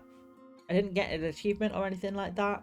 Maybe there is a perfect tea for her and we need to figure that out. And I know Cassie and Adam, the sociable stuff was to convince her to be friendly and not to be competitive. And for Adam, we told him to be assertive, and that's how he got his grant, as opposed to being, I guess, softer. I'm not sure. And obviously the final poem mood can change depending on like the way it choose the different emotions. Okay, I'm gonna go back and look at this author's note. I don't have it in me to do another run of this right now. I'm definitely gonna be playing more though. Oh, I considered that was something. Okay, let me read this through. As you may have noticed, this game is a memory test. I'm sure you passed with flying colours. I was inspired to make sips and sonnets while reading about memory for my PhD research on the neuroscience of learning. I'm also interested in neurodegeneration research, which is why we released this game in September, the World Alzheimer's Awareness Month. Like our senses, memory is an ability we take for granted. I wanted to demonstrate that by turning a clinical memory test into a video game. As I kept fleshing out Sips and Sonnets, I started to care more about the story than the memory test aspect. The test is still there, and it does affect how the story ends, but I put a lot of heart into the characters and the small world they inhabit. By writing this story, I developed a newfound appreciation for simple human interactions and made many friends along the way. To me, that is reward enough. I hope I was able to convey a much more meaningful message in Sips and Sonnets, more meaningful than taking memory for granted. I will not share what this message is, because the artist does not get to decide how others perceive their art. Besides, the conclusion you reached is likely better than I had intended. Thank you for playing the game. We hope you give it another go to see the other endings. Quill Cannon. I had considered, when I saw the faces start to disappear, memory issues, and I knew there was a lot of questions about memory and trying to remember different things, and I was there in my brain going like, somewhere back here I hadn't quite put it together by going, there's so many questions, like I wonder if it's going to make a difference if we can make her remember things. If we start saying things wrong, how is that going to change things? Are people going to like be less friendly to us because we keep forgetting names and situations and stuff? But doing this, releasing this during World Alzheimer's Awareness Month, I understand why you did that, and that's fucking beautiful. For anybody who may have missed it, because I know a lot of people like have been like in and out, and it was something very different to us. We got a lot of new people in here recently. But in what month was it? Oh, I don't remember. It was earlier this year. I can't remember exactly when. We did a charity event for the month, which was raising money for Alzheimer's Research UK, where we knit every single day, and we did knitting streams. We raised about £200, a little over £200 between us for Alzheimer's Research UK. And the timing of that came after finding out not too long, like within a couple of months of finding out that my grandma has Alzheimer's, and finding out a lot about what that is, the fact that it's not like a type of dementia, it is actually a disease which causes dementia. And we learned a bunch of stuff about that, and I'm glad that we were able to do that, and this perfectly encapsulates like that feeling. Like my grandma can remember stories from years ago, but things that happen on a daily basis she doesn't necessarily remember. Things in the middle, like last time I say last time, I saw her a few years ago at my sister's funeral. Not to bring up bad memories or anything, but just for timing reasons. That was about 3 years ago, and when I saw her then, she looked at me and she went, "Oh, yeah, no, I didn't, you're not who I thought you were, but it's okay." And I was like, "Oh, it's probably because I've got, I had green hair. Last time she saw me, I would have had long brown hair." I was like, "Oh, it's probably the hair." She went, No, it's not that, it's not that." And she seemed confused as to who I was, but she didn't really question it. And there's been a lot of other things since then where it's kind of like, you start to see it, and I can see how they've into it, like how you guys have put that into this, and it's absolutely beautiful the way you've put it through, like the memories that she does remember, being able to tell those stories and having the physical object there to be able to remind her of those stories, that because she doesn't necessarily have the physical object, because she doesn't necessarily have anything from Esme, she has memories, but she doesn't have anything necessarily physical to remember her by there, like that she's forgotten that situation. And it's very, very, very, very well done. I will absolutely be doing more playthroughs of this. If you guys would like to see me do it on stream, I'll do it on stream. Otherwise, I will definitely be playing this on my own regardless. Like, I want to play through and get the other endings and get the other author's notes. I would love to see what else you guys have to say about this. It's been absolutely beautiful. Oh.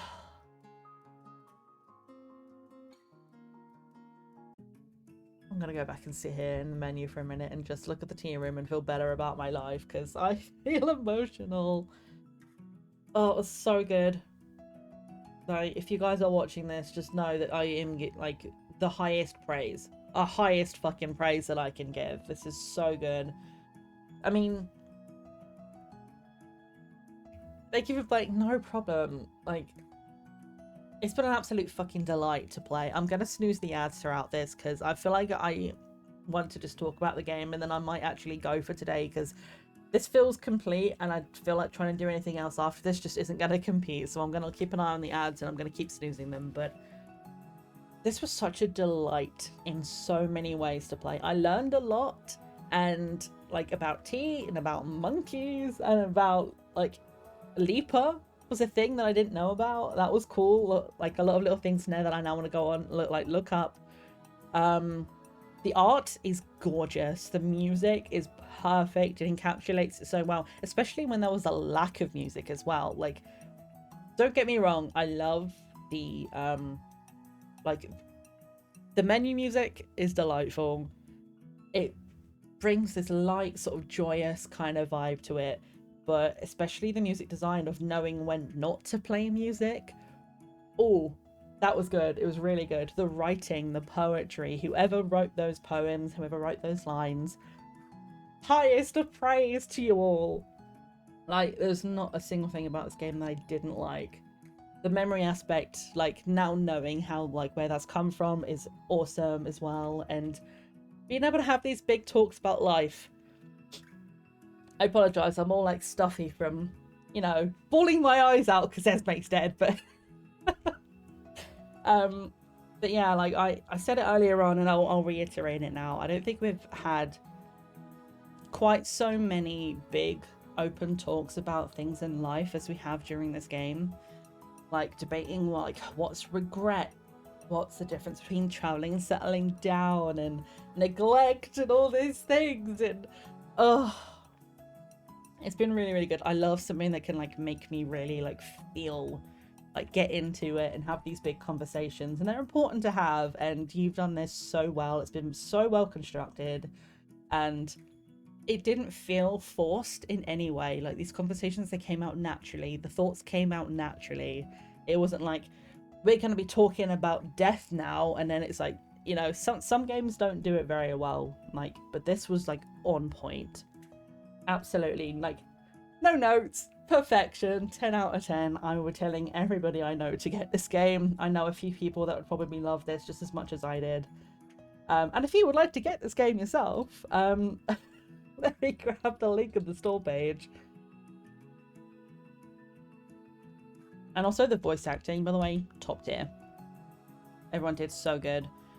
This currently is for the next week, I believe, if I've done the math right, until 25th of September. Introductory offer of 30% off. It is £5.99 at its base, but absolutely, like, you could have charged 3 times that amount and I would pay it every single time. This was fantastic. It was beautiful in every single way. And I need to get better at writing Steam reviews. I need to go through and spend like 2 days just doing nothing but reviewing the games I've played, because I keep forgetting to do it. But glowing, recommended, absolutely. And the fact that I got to play this game for free because you guys like sent it to me. I appreciate you guys so much for letting me experience this. I had such a great time. Share the comments with the team. I appreciate it. Tell them how much I love it, because seriously, like, every single person did such a good job. I'm absolutely, like I said, I'm going to be playing this again, and if we want to do it on stream, we will. If not, like I said, I'll play it on my own.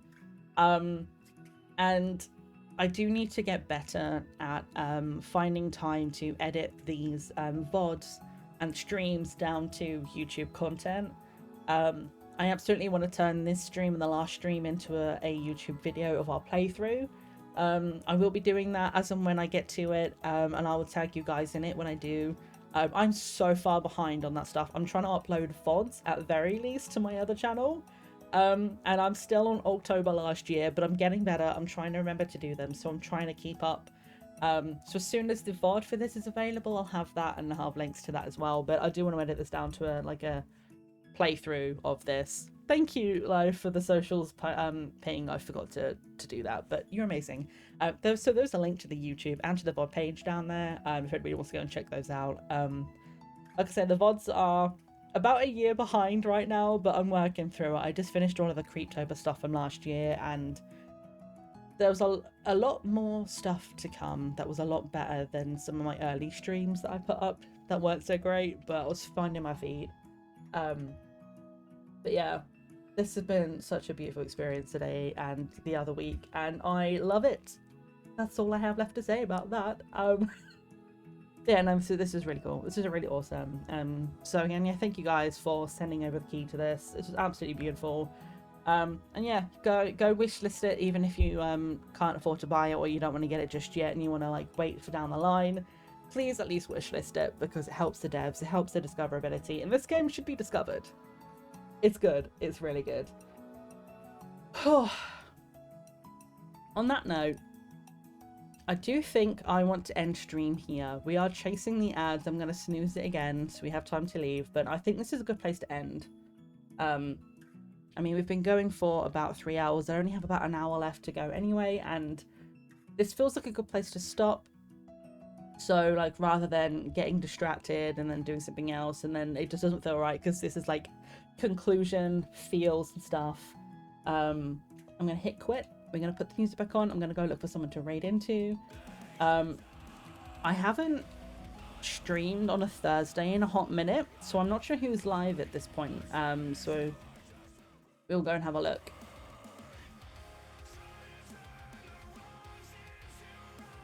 If you're around later, I could use some bestie time. I should be around. To the best of my knowledge, there's nothing else I need to do today. All I've got to do is find something for dinner tonight, but I'll go find like some pasta or something in the cupboard. That'll be fine.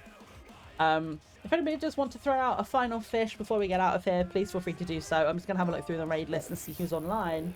Like I said, I don't usually stream on Thursdays, although I am planning on I'm hoping to be able to do Thursday streams permanently in the new year, so I guess we'll have to get used to it. But let's see who's online right now.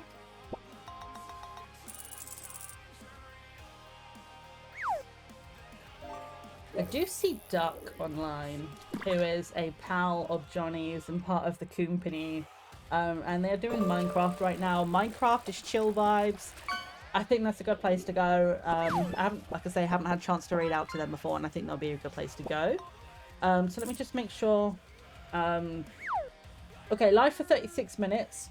It does have a content warning on it of like having to click the start watching button, so when we raid in you might have to click start watching, but I think it's just because they've got 18 plus on their tags, so if you see that, just click through it if that's okay, assuming you are 18 plus. Intended for certain audiences, as long as you are okay to watch it. But technically we're an 18 plus space because I swear like a sailor and I talk about sensitive topics, but I just don't have it in my tags. But yes, if you'd like to head over to Lucky Son of a Duck with us, feel free to copy the raid message or just come and lurk away. Actually, before I do that, before I commit to that, let me just check to see if there's anyone else playing Sips and Sonnets right now, because I actually didn't look at that.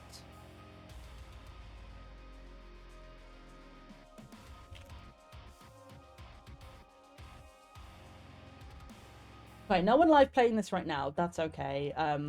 So we are definitely going to go over to Duck. Just hit start watching so I can check that they're like not on a break or anything. Okay, cool. Right, they're going. They're not on a break. Awesome. Just wanted to be absolutely sure before I did that. But yeah, thank you so much for hanging out, you guys, while we've been playing this. It's been a lot of fun and a lot of emotions, and if you didn't know by now, I love to cry, so that made me feel yes, I cried and it was sad and stuff, but like it actually makes me feel good because I'm like, it reminds me that I'm human, and it reminds me that I can feel things. And if somebody's art can move me to tears, be it happy tears or sad tears or whatever, if something can move me enough to feel that way, you've done an excellent job.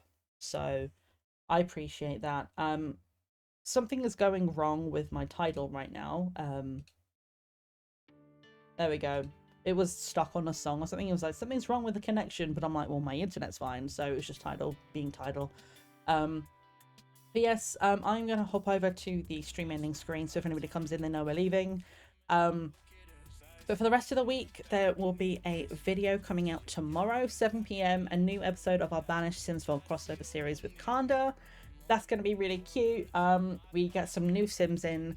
We put down some builds. We do a bunch of stuff like that. So if you like that kind of stuff, the kind of gameplay, we are running a business and there's even a wedding at the end of it. So yay, happy times. Sunday, we're going to be doing Breath Edge because I have been putting it off for ages because cool things keep happening and I have 2 weeks before Creeptober starts. So let me have a look at the dates. The 21st and the 28th of September, we're going to be doing Breath Edge for both of those weeks, depending on how long it takes us. I don't think we're going to finish it in one stream. So we're probably going to be doing that for at least 2 weeks. So that's going to be happening then. And keep an eye on the VOD channel. I am trying my best to upload as much as I can. I don't want to spam, so I have a few queued up. And I am intending to try, while I have them queued, to do one a day. But a lot of it is going to be me removing music. Like the playlist we have right now that we've been using for months is really bad for YouTube.